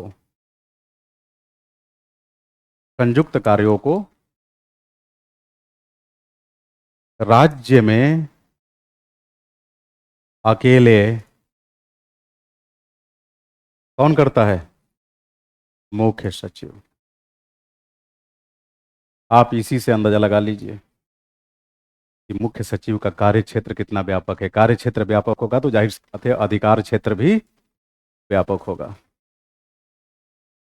अच्छा, एक बात आपको बताऊं, ये जो मुख्य सचिव का डिजाइग्नेशन है, पद है, ये राज्य स्तर पे विकसित नहीं हुआ, ये केंद्रीय स्तर पे ही विकसित हुआ था। लॉर्ड वेलेस्ली का नाम सुना होगा। 1799 में भारत के तत्कालीन गवर्नर जनरल लॉर्ड वेलेस्ली ने इस पद का सृजन किया था। और जब हम आज़ाद हुए 47 में, आज़ादी के काफ़ी पहले, आप कह लीजिए मतलब 1926-27 इसी के आसपास, इस पद को केंद्रीय सेवा से बाहर करके प्रांतों में शिफ्ट कर दिया गया। यानी आज़ादी से काफ़ी पहले इसे मुख्य सचिव के ओहदे को किसके साथ जोड़ दिया गया? हाँ, प्रांतीय सेवा के साथ। तो जब हम आज़ाद हुए तो आज़ादी के बाद भी इस पद को कहाँ रखा? प्रांत के अंदर ही रखा, है ना। इसे हमने प्रांत के भीतर जो प्रांतीय सचिवालय है ना, स्टेट सेक्रेटेरिएट, राज्य सचिवालय का प्रशासनिक प्रमुख कौन होता है? सचिव नहीं बल्कि मुख्य सचिव। ध्यान रखिएगा, केंद्रीय सचिवालय का प्रशासनिक प्रमुख कैबिनेट सचिव नहीं होते। अलग अलग डिपार्टमेंट के जो सचिव हैं ना, वही सब अपने अपने डिपार्टमेंट के प्रमुख होते हैं, यानी कई प्रमुखों की वहां व्यवस्था है। लेकिन प्रांतीय सचिवालय में, राज्य सचिवालय में एकल प्रमुख, और वो कौन होगा? मुख्य सचिव। स्टेट कैबिनेट की भी अपनी सेक्रेटेरिएट है, लेकिन स्टेट कैबिनेट की सेक्रेटेरिएट का प्रशासनिक प्रमुख कोई स्टेट कैबिनेट सेक्रेटरी नहीं होता। कौन होता? चीफ सेक्रेटरी, मुख्य सचिव। समझ रहे मेरी बात? मुख्य सचिव, चीफ सेक्रेटरी। एक और बात, कैबिनेट सचिव प्रतिवर्ष राज्यों के सचिवों की बैठकें बुलाते हैं ताकि राज्य शासन के बारे में, प्रशासन के बारे में वो अवगत हो सके और ये रिपोर्ट, वो अपनी रिपोर्ट कैबिनेट को दे सके, प्रधानमंत्री तक पहुंचा सके। कैबिनेट सचिव की वार्षिक बैठकों में राज्य प्रशासन की तरफ से रिप्रेजेंटेटिव के तौर पे कौन शरीक होता है? मुख्य सचिव। मुख्य सचिव राज्य प्रशासन व शासन से संबंधित जो कोऑर्डिनेशन का कार्य है, समन्वय का कार्य, न सिर्फ राज्य के भीतर करता है बल्कि दूसरे राज्यों के साथ और केंद्र के साथ भी इस समन्वयकारी भूमिका का निर्वहन करता है। ध्यान रखिएगा, राज्य सचिवालय के अंदर अगर कोई विभाग, या कह सकते हैं राज्य सचिवालय के अंदर अगर कोई विषय वस्तु किसी विभाग या प्रभाग या अस्कंध के दायरे में नहीं आ रहा है तो समझ लीजिए कि वो सीधे उठकर किसके नियंत्रण में आ जाएगा? मुख्य सचिव के नियंत्रण में। जबकि केंद्र में कैबिनेट सेक्रेटरी के साथ ऐसा कुछ नहीं है। समझ रहे हैं मेरी बात? तो इस लिहाज से आप इन दोनों पदों में क्या बताएंगे? अंतर दिखाएंगे। लेकिन दोनों पदों में समानता भी है, समानता भी है। और समानता इस रूप में है कि जैसे मान लीजिए केंद्रीय प्रशासन का प्रमुख औपचारिक रूप से ही सही कैबिनेट सचिव तो होता ही है, वैसे ही राज्य प्रशासन का प्रमुख मुख्य सचिव होता है। दोनों पदों का सृजन केंद्रीय स्तर पे हुआ, इसका भी सृजन केंद्रीय स्तर पे ही हुआ। आजादी के बाद हमने इसे प्रांतीय स्तर पे, मतलब आजादी से थोड़ा पहले ही अंग्रेजों ने ही शिफ्ट कर दिया था प्रांतीय स्तर पे, हमने भी इसे प्रांतीय स्तर पे अपना लिया। लेकिन 1799 में जब इसकी नींव रखी गई मुख्य सचिव पद की, वो तो बेसिकली केंद्रीय स्तर पे ही रखी गई थी ना। ये दोनों में समानता है ना? तो ऐसे ही इसमें कुछ समानता और कुछ विषमता। सेंट्रल सिविल सर्विसेज बोर्ड का प्रमुख कौन होता है? पदेनाध्यक्ष, कैबिनेट सेक्रेटरी, कैबिनेट सेक्रेटरी। और राज्य का मुख्य सचिव। ये अपने आप में समानताएं हैं। हाँ, लेकिन समानता के साथ पर्याप्त विशेष, मतलब विविधता भी है, विषमता भी है। अब लिख लीजिए इसको।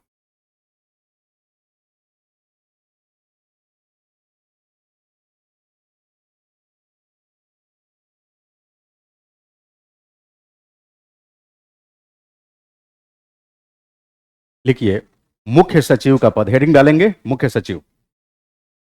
बोर्ड वर्क तो आपने फॉलो कर लिया था ना? हाँ, मुख्य सचिव। मुख्य सचिव का पद मूलतः, मुख्य सचिव का पद मूलतः ब्रिटिश शासनकालीन, मुख्य सचिव का पद मूलतः ब्रिटिश शासनकालीन केंद्र सरकार की देन है। ब्रिटिश शासनकालीन केंद्र सरकार की देन है। वर्ष 1799 में, वर्ष 1799 में, वर्ष 1799 में तत्कालीन गवर्नर जनरल, वर्ष 1799 में तत्कालीन गवर्नर जनरल लॉर्ड वेलेस्ली ने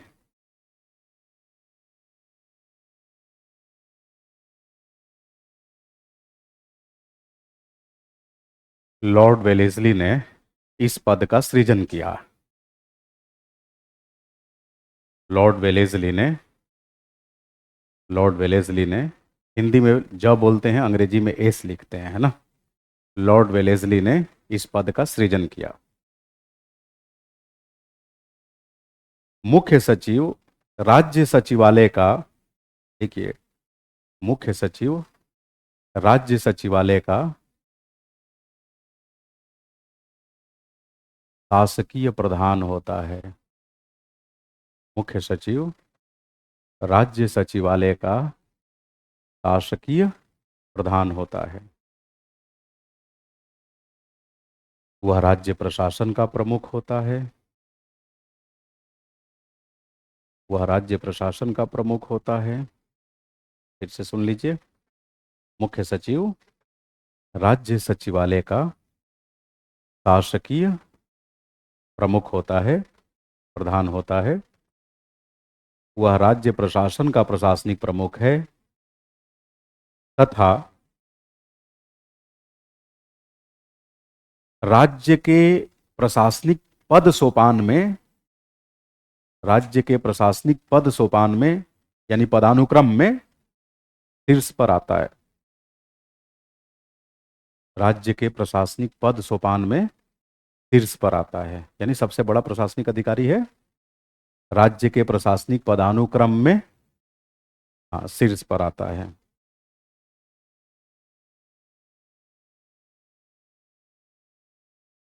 राज्य के मुख्य सचिव का चयन, राज्य के मुख्य सचिव का चयन, राज्य के मुख्य सचिव का चयन मुख्यमंत्री द्वारा, राज्य के मुख्य सचिव का चयन मुख्यमंत्री द्वारा राज्य काडर के, राज्य काडर के वरिष्ठ, मतलब अपने ही राज्य के, राज्य काडर के वरिष्ठ आईएएस, राज्य काडर के वरिष्ठ आईएएस अधिकारियों में से की जाती है।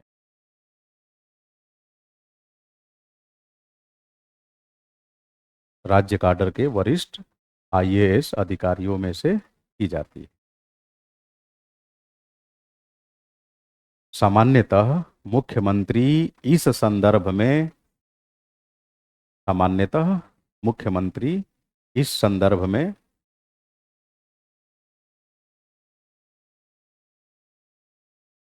तीन कारकों को ध्यान में रखते हैं। पहला, अधिकारी की वरिष्ठता, है ना, अधिकारी की वरिष्ठता।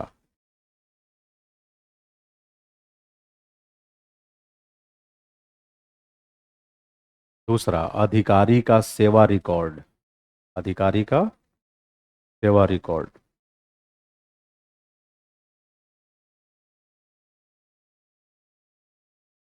तीसरा,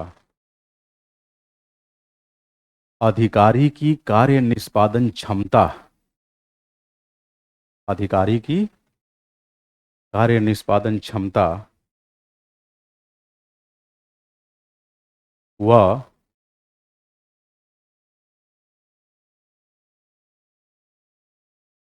व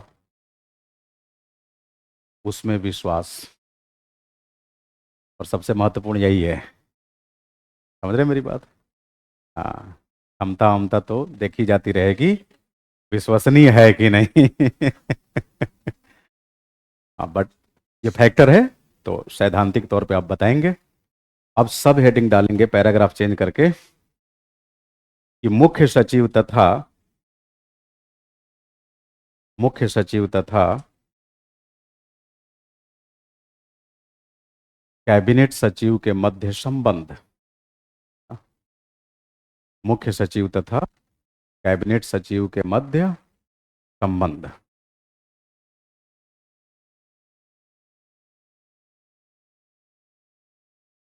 अब इसी सब टाइटल के अंदर लिखिए, केंद्र सरकार में, केंद्र सरकार में राज्य के, केंद्र सरकार में राज्य के मुख्य सचिव के समतुल्य, केंद्र सरकार में राज्य के मुख्य सचिव के समतुल्य, मुख्य सचिव के समतुल्य कोई पद नहीं है।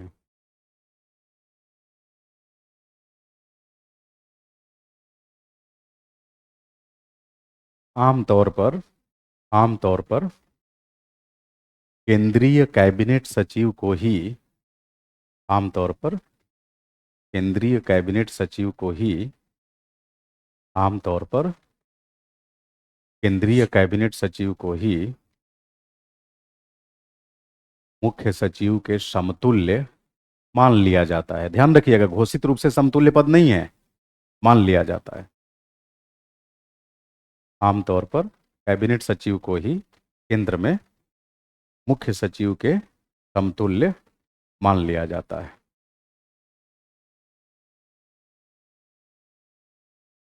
हकीकत यह है हकीकत यह है कि हकीकत यह है कि राज्य प्रशासन में राज्य प्रशासन में जितने कार्य अकेले राज्य शासन प्रशासन में जितने कार्य अकेले मुख्य सचिव द्वारा अंजाम दिए जाते हैं, राज्य शासन अथवा प्रशासन में जितने कार्य अकेले मुख्य सचिव द्वारा अंजाम दिए जाते हैं, उतने कार्य केंद्र में, यहाँ बोर्ड पे देखिए, ये चारों लोग मिलकर करते हैं। उतने कार्य केंद्र में कैबिनेट सचिव, कार्मिक सचिव, वित्त सचिव तथा गृह सचिव मिलकर करते हैं। क्लियर है ये बात?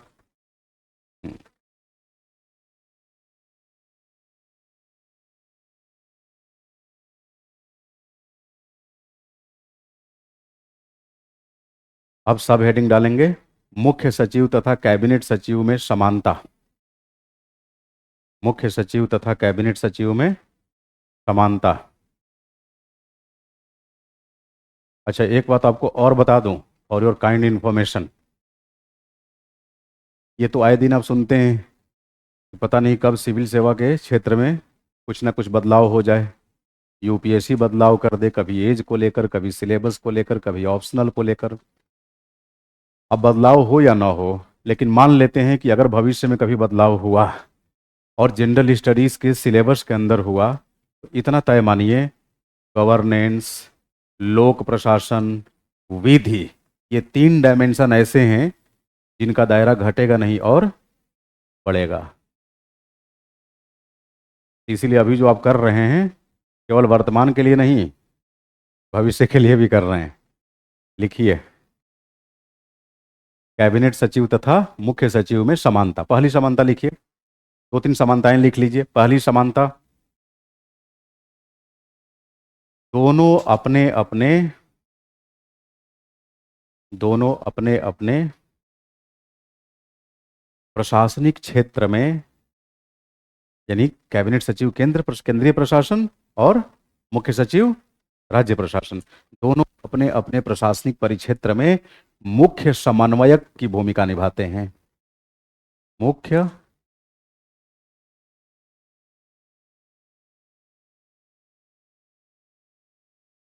मुख्य समन्वयक, चीफ कोऑर्डिनेटर, मुख्य समन्वयक की भूमिका निभाते हैं।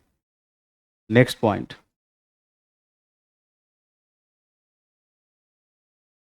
दोनों अपने अपने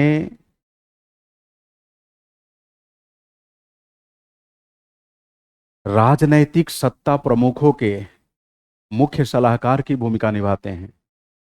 दोनों अपने अपने राजनैतिक सत्ता प्रमुखों के मुख्य सलाहकार की भूमिका निभाते हैं। दोनों अपने अपने राजनैतिक सत्ता प्रमुखों के, मतलब केंद्र में राजनैतिक सत्ता प्रमुख कौन है? पीएम, राज्य में सीएम। तो दोनों के ये मुख्य सलाहकार की भूमिका, केंद्र में कैबिनेट सचिव और यहां मुख्य सचिव। तीसरी समानता पर लिख लीजिए, एक ही लिखवाया अभी, दो लिखवा दिया। हाँ, रिपीट कर दूं? हाँ ठीक है। दोनों अपने अपने राजनैतिक सत्ता प्रमुखों के मुख्य सलाहकार की भूमिका निभाते हैं।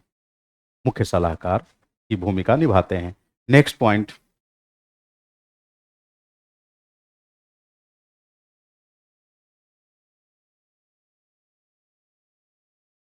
दोनों अपने अपने कैबिनेट सचिवालयों के प्रशासनिक प्रमुख हैं। दोनों अपने अपने कैबिनेट सचिवालयों के प्रशासनिक प्रमुख हैं। बताइए, केंद्रीय कैबिनेट सचिवालय का प्रशासनिक प्रमुख कौन है? कैबिनेट सचिव। और राज्य कैबिनेट सचिवालय का मुख्य सचिव। हाँ, ये नहीं कि राज्य कैबिनेट सचिव बोलेंगे, राज्य में कैबिनेट सचिव जैसा कोई टर्म नहीं है। ठीक वैसे ही केंद्र में मुख्य सचिव जैसा कोई टर्म। हाँ, नेक्स्ट पॉइंट, दोनों ही पदों की उत्पत्ति केंद्र के स्तर पे हुई है।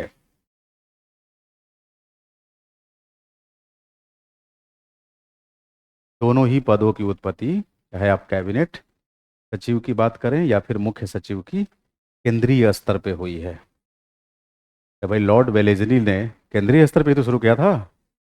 हाँ, तो दोनों ही पदों की उत्पत्ति केंद्रीय स्तर पे हुई है। नेक्स्ट पॉइंट, दोनों अपनी अपनी लोक सेवाओं के प्रमुख हैं। दोनों अपनी अपनी लोक सेवाओं के प्रमुख हैं।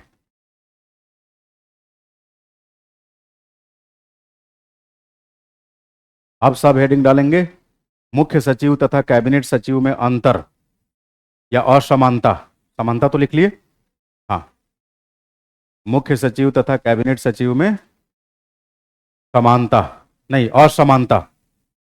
असमानता, पहली असमानता,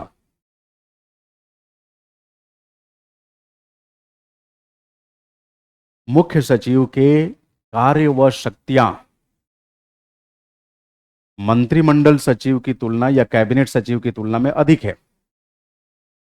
फिर से सुन लीजिए, मुख्य सचिव की कार्य व शक्तियां कैबिनेट सचिव की तुलना में अधिक है। मतलब अधिक नहीं, बहुत अधिक है। सेकंड पॉइंट, पहला फिर से रिपीट कर दूं, मुख्य सचिव की कार्य व शक्तियां कैबिनेट सचिव की तुलना में बहुत अधिक है, मतलब अपनी परिधि में। हाँ, second second point of differentiation, मुख्य सचिव मुख्य सचिव मुख्य सचिव राज्य सचिवालय का प्रशासनिक प्रमुख होता है।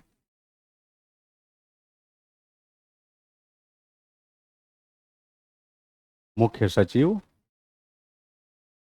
राज्य सचिवालय का प्रशासनिक प्रमुख होता है, जबकि कैबिनेट सचिव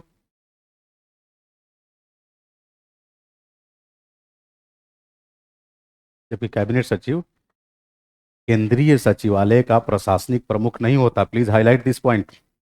जबकि कैबिनेट सचिव केंद्रीय सचिवालय का प्रशासनिक प्रमुख नहीं होता। तो आप बता दीजिए, ये किसका प्रशासनिक प्रमुख होता है? कैबिनेट सचिवालय का, है ना। कैबिनेट सचिव कैबिनेट सचिवालय का प्रशासनिक प्रमुख होगा, लेकिन केंद्रीय सचिवालय का नहीं। और मुख्य सचिव देख रहे हैं, राज्य के अंदर कैबिनेट सचिवालय का भी प्रशासनिक प्रमुख है, और हाँ, राज्य सचिवालय का भी। नेक्स्ट पॉइंट, मुख्य सचिव मुख्य सचिव राज्य के सचिवों का प्रधान होता है। मुख्य सचिव राज्य के सचिवों का प्रधान होता है, जबकि कैबिनेट सचिव जबकि कैबिनेट सचिव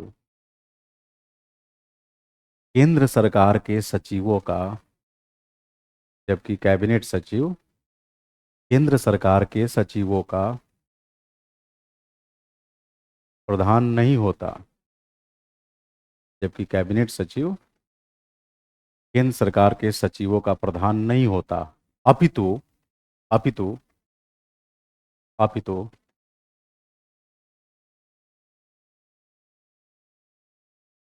समान दर्जाधारियों में प्रथम होता है। समझ रहे हैं मेरी बात? समान दर्जाधारियों में प्रथम होता है। समान दर्जाधारियों में प्रथम होता है। One more point please take down. Cabinet सचिव समान दर्जाधारियों में प्रथम होता है। नेक्स्ट, मुख्य सचिव मुख्य सचिव राज्य स्तर पर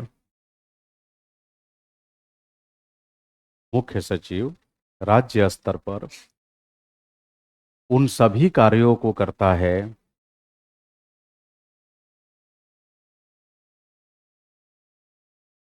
जो अन्य सचिवों के अधिकार क्षेत्र में नहीं आते, जो अन्य सचिवों के अधिकार क्षेत्र में नहीं आते, किंतु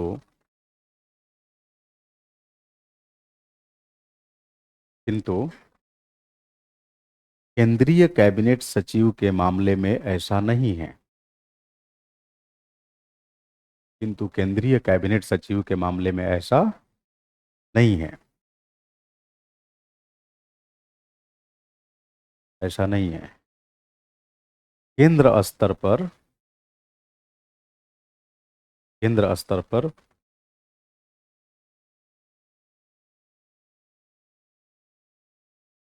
केंद्र स्तर पे जो कार्य अन्य सचिवों के दायरे में नहीं आते, जो कार्य अन्य सचिवों के अधिकार क्षेत्र में नहीं आते,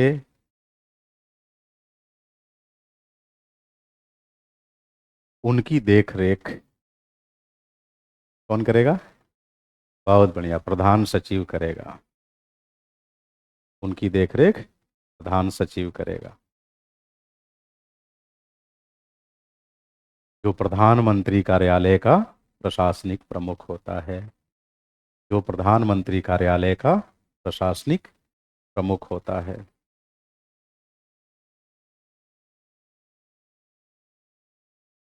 नेक्स्ट पॉइंट, राज्य सचिवालय के कुछ विभाग राज्य सचिवालय के कुछ विभाग राज्य सचिवालय के कुछ विभाग सीधे मुख्य सचिव के अधीन होते हैं। राज्य सचिवालय के कुछ विभाग सीधे मुख्य सचिव के अधीन होते हैं, किंतु कैबिनेट सचिव के अधीन कैबिनेट सचिव के अधीन कैबिनेट सचिवालय के अलावा कैबिनेट सचिवालय के अलावा केंद्रीय सचिवालय का कोई भी विभाग नहीं होता। केंद्रीय सचिवालय का कोई भी विभाग नहीं होता। हाँ, कैबिनेट सचिव के पास कैबिनेट सचिवालय के अलावा केंद्रीय सचिवालय का कोई भी विभाग नहीं होता।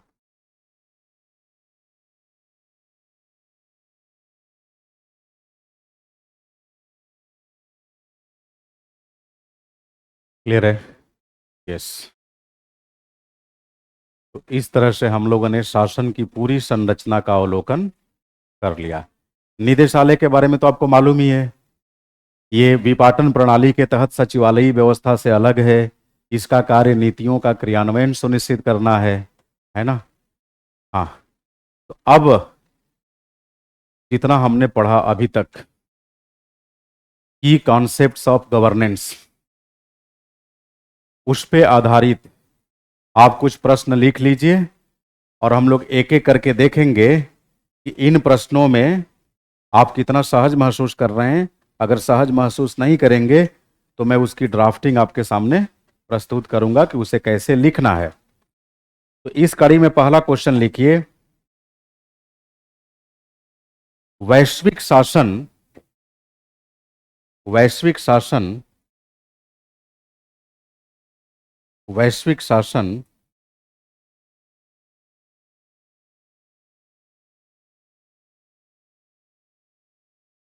वैश्विक शासन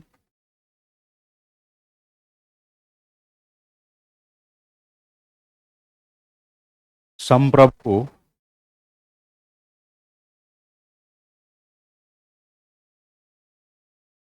राष्ट्र राज्यों के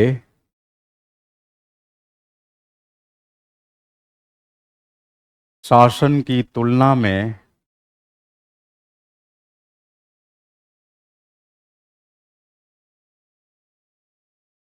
अधिक जटिल तथा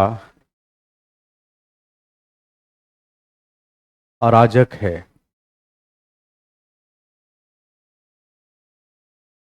टिप्पणी करें।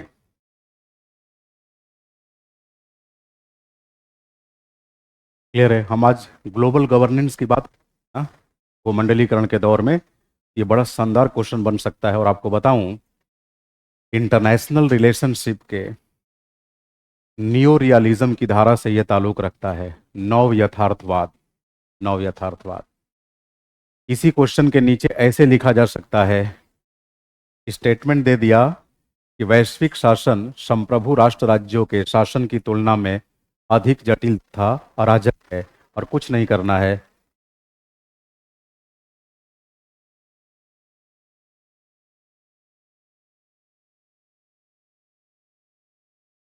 Kenneth Waltz. अब हवा हवाई हो जाएगी एग्जामिनेशन हॉल में कि ये आईआर का क्वेश्चन माने इसको कि गवर्नेंस का माने। आप देख रहे हैं ना, सवालों की प्रकृति ऐसी ही तो दिख रही है। आप उन्हें किसी एक इकाई के दायरे में बांध कर नहीं रख सकते। इसीलिए आपकी दृष्टि एकदम व्यापक होनी चाहिए, है ना। अब देखिए, फॉर द टाइम बिंग गोली मारिए केनेथ वाल्स को। अगर आप राजनीति विज्ञान के विद्यार्थी नहीं हैं तो इनके नाम से बहुत मतलब भी नहीं होना चाहिए। हाँ, लेकिन एक जर्नलिस्ट के रूप में इस क्वेश्चन को एड्रेस करना तो बनता है ना। तो आखिर कौन कौन से बुलेट पॉइंट्स होंगे जिनको ध्यान में रखते हुए हम इस प्रश्न का उत्तर लिखेंगे? आएंगे इस प्रश्न की तरफ। दूसरा क्वेश्चन लिखिए, ताकि आपकी नोटबुक में वो क्वेश्चंस आ जाएं। फिर तो आप बीच बीच में मुझसे कभी भी पूछते रहेंगे, मैं डिस्कस करते रहूंगा। वैसे हर प्रश्न के की पॉइंट्स क्या होंगे वो आपसे डिस्कस करने के बाद ही मैं अगली यूनिट में प्रवेश करूंगा। समझ रहे मेरी बात? क्योंकि कल हम लोग लोकतंत्र में सिविल सेवाओं की भूमिका, क्योंकि अभी ब्यूरोक्रेट्स वगैरह के बारे में पढ़ रहे हैं, तो एक साथ उन्हें पढ़ लेंगे तो चीज़ें सहज हो जाएगी। उसके बाद हम लोग आएंगे गवर्नेंस के विभिन्न स्वरूपों की तरफ, और फिर उसके बाद तो सारे करंट सेक्शंस हो जाते हैं। हाँ, तो आप ये मान के चलिए कि गवर्नेंस के अंदर एक बहुत बड़ी बाधा को आपने बाधित कर दिया। अभी जो पढ़ रहे थे आप, ये आमतौर पे देखा जाए तो इसका संबंध किसी यूनिट से नहीं है, और मानो तो इसका संबंध सारी यूनिट से है ना। और ये हमें फ्रेमवर्क लेकर क्यों चलना पड़ा आपके साथ? क्योंकि मुझे पहले ही बता दिया गया था कि इसमें एक बैच के ऐसे स्टूडेंट्स हैं जिन्होंने अभी राज व्यवस्था नहीं पढ़ी है ना। तो इस वजह से मुझे ब्रॉडर डायमेंशन लेकर चलना पड़ा। नहीं तो आमतौर पे मैं गवर्नेंस की शुरुआत करता हूँ लोकतंत्र में सिविल सेवाओं की भूमिका से। ये केवल आपके लिए हमने एक डिफरेंट स्ट्रेटजी अपनाई, और वो भी आपकी क्लास के एक दिन पहले। चलिए, सेकेंड क्वेश्चन लिख लीजिए, मैं क्वेश्चन लाया हूं। भारतीय शासन संरचना में व्याप्त, भारतीय शासन संरचना में व्याप्त व्याप्त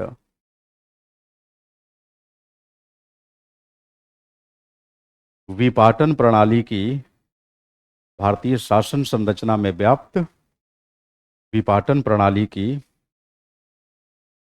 व्याख्या करते हुए बताएं कि यह ब्रिटिश व्हाइट हॉल प्रणाली से किस तरह भिन्न है। फिर से सुन लीजिए क्वेश्चन। भारतीय शासन व्यवस्था में या भारतीय शासन संरचना में व्याप्त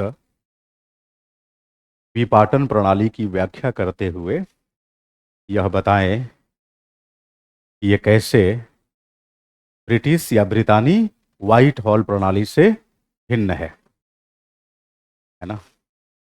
लिख दो। चलिए, दूसरा क्वेश्चन हो गया ना।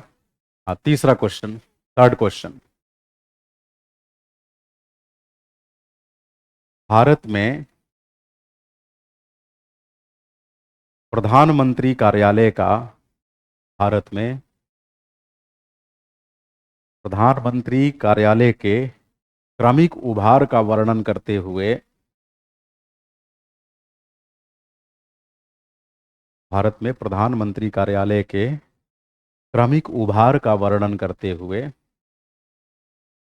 यह बताएं कि भारतीय शासन में भारतीय शासन में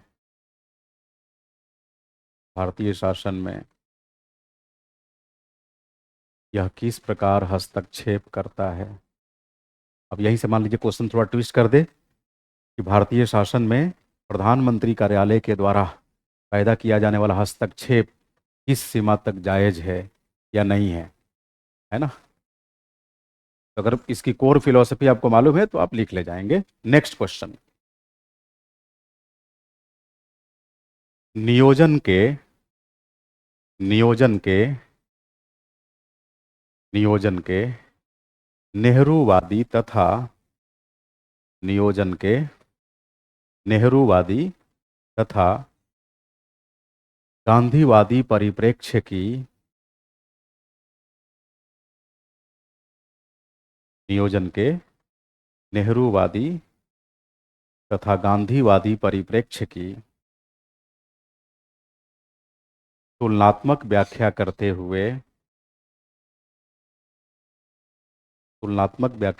हुए यह बताएं कि क्या वर्तमान में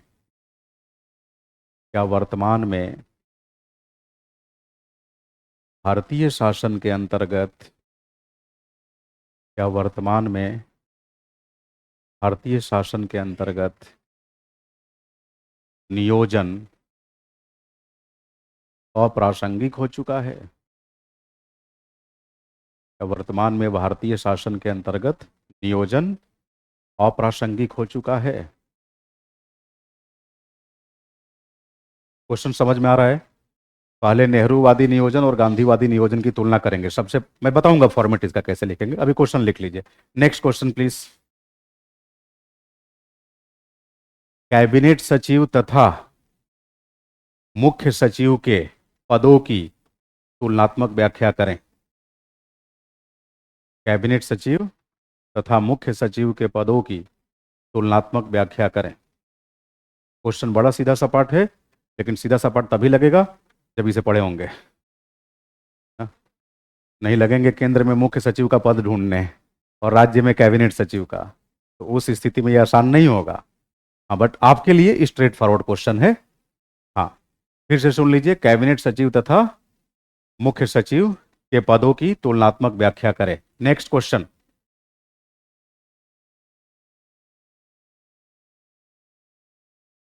क्या भारत की संसदीय शासन प्रणाली में क्या भारत की संसदीय शासन प्रणाली में अध्यक्षात्मक प्रवृत्तियां हावी हो रही हैं। क्या भारत की संसदीय प्रणाली में अध्यक्षात्मक प्रवृत्तियां हावी हो रही हैं हावी हो रही हैं। केंद्र राज्य संबंधों के बदलते स्वरूप के आलोक में केंद्र राज्य संबंधों के बदलते स्वरूप के आलोक में केंद्र राज्य संबंधों के बदलते स्वरूप के आलोक में व्याख्या करें। नेक्स्ट क्वेश्चन,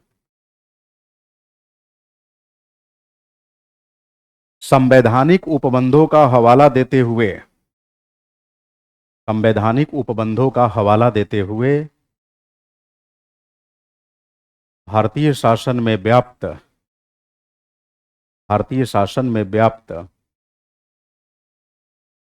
एकात्मक लक्षणों की चर्चा करें। भारतीय शासन में व्याप्त एकात्मक लक्षणों की चर्चा करें।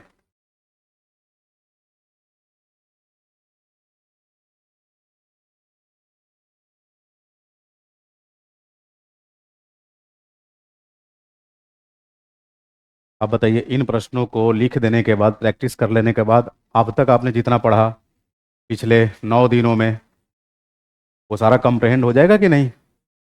अच्छा, इनमें से कोई भी क्वेश्चन आपको एलियन टाइप लग रहा है? ऐसा लग रहा है कि हम इन पे प्रयास कर सकते हैं, है ना।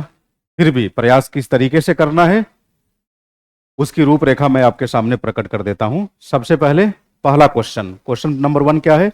वैश्विक शासन राष्ट्र राज्यों के शासन की तुलना में अधिक अराजकता मूलक है ना। आ जाइए इस क्वेश्चन पे। क्वेश्चन आपके सामने है। आपको बताऊं, उपलब्ध प्रश्नों में सबसे जटिल यही प्रश्न है। ये देखने में लग रहा है कि बड़ा सिंपल है। कहते हैं ना, देखन में छोटन लगे भाव करे, हाँ घाव करे गंभीर। हाँ, ऐसा लगेगा कि हर कोई इसे लिख सकता है, लेकिन बहुत कम लोग लिख पाते हैं। देखिए, वैश्विक शासन, और यहां पर क्या शब्द प्रयोग किया गया है? संप्रभु राष्ट्र राज्यों के शासन। ओहो, ये मिट जाता है पता नहीं क्यों।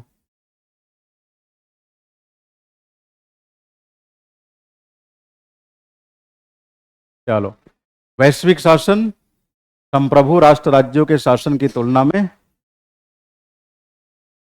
अधिक जटिल तथा अराजक है, टिप्पणी करें। देखो जी, ये आमतौर पे आप इसे ग्लोबल गवर्नेंस का क्वेश्चन कह सकते हैं, आप चाहें तो इसे इंटरनेशनल पॉलिटिक्स का क्वेश्चन कह सकते हैं। समझ रहे हैं मेरी बात? वैश्विक शासन या अंतर्राष्ट्रीय राजनीति। ठीक है, देखो, ये जो क्वेश्चन है या इस क्वेश्चन का जो निहितार्थ है कि भाई वैश्विक शासन राष्ट्र राज्यों के शासन की तुलना में, यानी किसी देश के शासन की तुलना में अधिक अराजक है ना, अधिक अराजक है। ये बेसिकली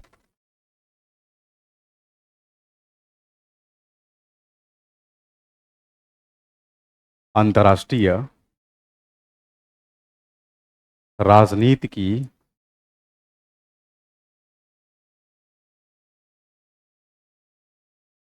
नव यथार्थवादी शाखा की मान्यता है। नव यथार्थवादी शाखा की मान्यता है, मतलब ब्रांच। देखिए, इंटरनेशनल पॉलिटिक्स को स्टडी करने के लिए, अंतर्राष्ट्रीय राजनीति को पढ़ने के लिए, अंतर्राष्ट्रीय शासन को समझने के लिए कुछ उपागमों का सहारा लिया जाता है, कुछ दृष्टिकोणों की बात की जाती है। उसमें एक दृष्टिकोण है यथार्थवादी, एक है आदर्शवादी, एक है मार्क्सवादी, एक है संरचनावादी, एक है व्यवस्था या प्रणालीवादी या व्यवस्था उपागम। इस तरह से अलग अलग उपागम है, अलग अलग अप्रोच है। समझ रहे हैं मेरी बात? तो आमतौर पे ये जो स्टेटमेंट आपके सामने है, इसका संबंध है अंतर्राष्ट्रीय राजनीति के नव यथार्थवादी उपागम की। खैर, नव यथार्थवाद यथार्थवाद का ही आधुनिक रूप है। कहने का मतलब कि शास्त्रीय यथार्थवाद परंपरागत यथार्थवाद हुआ, और उसके आगे यथार्थवाद की बुनियाद पर ही थोड़ी भिन्नताओं के साथ इसकी एक नई विंग आ गई, जिसे क्या बोला गया? तो नव यथार्थवाद का मतलब एक ऐसी विचारधारा जो यथार्थवाद की मूल मान्यताओं में भरोसा रखती है, लेकिन साथ ही साथ यथार्थवाद की कुछ मान्यताओं को लेकर अतिरेक का भी भाव रखती है, मतलब विरोध का भाव। इसे बोला गया नव यथार्थवाद। अब मूल मान्यता के लिहाज से तो दोनों एक है, और यथार्थवाद की मूल मान्यता क्या है? इसकी मूल मान्यता यही है कि मनुष्य स्वभाव से ही बुरा प्राणी होता है। वह अपनी अच्छाइयों की तुलना में बुराइयों से अधिक पहचाना जाता है। समझ रहे हैं मेरी बात? और इसके पीछे की वजह भी है। आप लोग हॉब्स का नाम सुने हैं? थॉमस हॉब्स का है कि मनुष्य अच्छा प्राणी हो या ना हो ये तो मुझे नहीं मालूम, लेकिन वह आवश्यक रूप से बुरा प्राणी होगा। इसके पीछे दो वजह है। पहला, उसके अंदर व्याप्त लालच का भाव। दूसरा, उसके अंदर व्याप्त प्रभुत्व स्थापित करने की भावना। लालच के भाव को येन केन प्रकारेण कम किया जा सकता है, लेकिन ये जो प्रभुत्व कायम करने की लालसा है, ये कभी कम हो ही नहीं सकती। अब आप कहेंगे क्यों नहीं हो सकती सर? अध्यात्म की राह अपना लो, सन्यासी बन जाओ, सांसारिकता का त्याग कर दो। कोई नहीं कर पाता। आप किन सन्यासियों को जानते हैं जो किसी को दिखते नहीं? बताइए, ऐसे किसी सन्यासी को जानते हैं? हाँ, आप बाबा रामदेव को जानते हैं और भी कई बाबा लोगों को जानते हैं, लेकिन आपको नहीं लगता कि ये बाबा लोग कितने लाव लश्कर के साथ रहते हैं? इनकी कोशिश होती है कि इनकी हर एक बात जनता तक पहुंच जाए, अच्छी हो बुरी हो जो भी हो। उसकी बुनियाद में कौन सा भाव होता है? प्रभुत्व कायम करने का भाव। अब आपको एक बिल्कुल सिंपल एग्जांपल देता हूं। एक मथुरा में एक बाबा हैं, बड़े फेमस हो रहे हैं, प्रेमानंद महाराज। बिल्कुल। हाँ, अब मैं कहूं कि प्रेमानंद महाराज जी के अंदर भी प्रभुत्व कायम करने की लालसा का भाव है। बार बार ये कहने की क्या जरूरत है कि मेरी दोनों किडनी फेल हो गई है, राधा रानी की कृपा से हम जिंदा हैं। अब इसके दो पक्ष हो सकते हैं। समर्थन में आप कह सकते हैं कि वे अपने भक्तों में भक्ति का भाव जागृत करना चाहते हैं, लेकिन आलोचक की दृष्टि से मैं ये कह सकता हूं कि इसके माध्यम से वो लोगों को इमोशनली ब्लैकमेल कर रहे हैं, संवेदना प्राप्त करने की कोशिश कर रहे हैं। संवेदना प्राप्त करना भी प्रभुत्व कायम करने की लालसा को ही निर्दिष्ट करता है, ध्यान रखिएगा। इसीलिए कोई गारंटी नहीं कि भविष्य में बाबा प्रेमानंद को लोग किताबों में पढ़ें, लेकिन हाफ्स को आप भी पढ़ रहे हैं, आने वाली पीढ़ियां भी पढ़ेगी। बात समझ में आई? हाँ तो थॉमस हॉब्स ने यह बात कह डाली थी। उसी की बात का समर्थन करते हैं मॉर्गेनथाउ, जिन्हें आधुनिक यथार्थवाद का जनक माना जाता है। वो कहते हैं कि भाई मनुष्य खराब प्राणी है, और भी कई सारे बड़े खतरनाक शब्दों का प्रयोग किया है इन्होंने अपने लेखन में। मैं उनका प्रयोग नहीं करूंगा, नहीं आपको लगेगा कि उनके माध्यम से ये अपना परिचय दे रहे हैं। दूसरी बात दूसरी बात आपको बताऊं, अब चूंकि मनुष्य अपने व्यक्तित्व के बुरे पक्ष के लिए जाना जाता है, और कोई राष्ट्र राज्य किससे बनता है? मनुष्य से ही तो बनता है। तो राष्ट्र राज्य जब अंतर्राष्ट्रीय राजनीति में कोई व्यवहार करेगा तो जाहिर सी बात है अपनी बुराई को ही आधार बनाकर करेगा। तो सभी देश विश्व राजनीति में या वैश्विक शासन में जब शरीक होते हैं तो सबकी यही कोशिश होती है कि सबसे पहले अपने राष्ट्रीय हितों के दायरे को व्यापक करते हैं, और व्यापक करके फिर उन्हें अधिकाधिक रूप से प्राप्त कर सके, इसके लिए बार्गेनिंग शुरू होती है। नहीं इतना नहीं, थोड़ा और ऊपर चलो, थोड़ा और। इस तरह से नेगोशिएशन होगा। नेगोशिएशन में कई बार होता है कि देशों की सरकारें तक बदल जाती है, लेकिन वो जारी रहता है। यानी हर देश अपने नेशनल इंटरेस्ट को वरीयता देते हुए इंटरनेशनल पॉलिटिक्स या इंटरनेशनल गवर्नेंस का हिस्सा बनता है, और मेन मकसद होता है स्वहितों की पूर्ति, स्वहितों की पूर्ति। और कुछ लोग कहते हैं नहीं नहीं, हमें चाहिए विश्व शांति, हमें चाहिए विश्व बंधुत्व। वैसे देशों की क्या हाल होती है? आज़ादी के लगभग 80, 90, 100 साल बाद भी आवाम का एक बड़ा हिस्सा दरिद्रता का जीवन जीने के लिए अभिशप्त रहता है। और जो यथार्थवादी हैं उनको आप गालियां देते रहिए, वो अपना काम करके निकल लेते हैं। समझ रहे मेरी बात? यथार्थवादी होने का मतलब कई अवसरों पे अवसरवादी होना भी होता है। यथार्थवाद का यह मानना है कि नैतिकता व अनैतिकता जैसा कोई भंवरजाल नहीं होता। आम जनमानस जिसे नैतिकता कहता है या जिसे अनैतिक कृत्य कहता है, राजनैतिक क्षेत्र में इनका कोई औचित्य नहीं। एक राजनेता का व्यवहार आपको भले अनैतिक लग रहा हो, लेकिन उसे अनैतिक नहीं माना जाएगा। उसका व्यवहार आपको अनैतिक लग रहा है, ये आपकी खुद की समस्या है। समझ रहे मेरी बात? आप नैतिकता की परिभाषा अपने सामाजिक, पारिवारिक व सांस्कृतिक मूल्यों की बुनियाद पर गढ़ रहे हैं। राजनीति इससे अलग की चीज है। इसीलिए राजनेताओं का आचरण अगर आपको अनैतिक भी लगे, यानी अगर वो गुंडे, मवाली और बाहुबली भी दिखे, तो भी मान के चलिएगा कि ये सच्चरित्रवान है क्योंकि सच्चरित्रवान होने और दुष्चरित्रवान होने की जो आपकी परिभाषा है, राजनीति पर लागू नहीं होती। ये मैं नहीं कह रहा, यथार्थवादी कहते हैं। समझ रहे मेरी बात? तो यथार्थवादियों में ही जो इसकी अत्याधुनिक धारा है, जिसको हम बोलते हैं नव यथार्थवाद, नव यथार्थवाद का प्रणेता माना जाता है केनेथ वाल्स। केनेथ वाल्स कहता है कि वैश्विक अभिशासन के क्षेत्र में अराजकता व अस्थायित्व इसलिए बनी रहेगी क्योंकि वैश्विक स्तर पे कोई केंद्रीय सत्ता नहीं है। जो अन्यों को नियंत्रित कर सके। संप्रभु राष्ट्र राज्यों के अंदर केंद्रीय सत्ता होती है जो अन्य अथॉरिटीज को कंट्रोल करती है। समझ रहे हैं मेरी बात? मतलब वहां कोई पद सोपानी की व्यवस्था नहीं है। हमारे यहाँ है ना, केंद्र सरकार, राज्य सरकार, स्थानीय सरकार, स्थानीय में भी जिला स्तर पे, ब्लॉक स्तर पे, गांव के स्तर पे। बताइए, ग्लोबल डोमेन में ऐसी कोई हायरार्की है? नहीं है। दूसरी बात, नेशन स्टेट के अंदर जो गवर्निंग स्ट्रक्चर होता है उसमें वर्क स्पेशलाइजेशन को वरीयता दिया जाता है।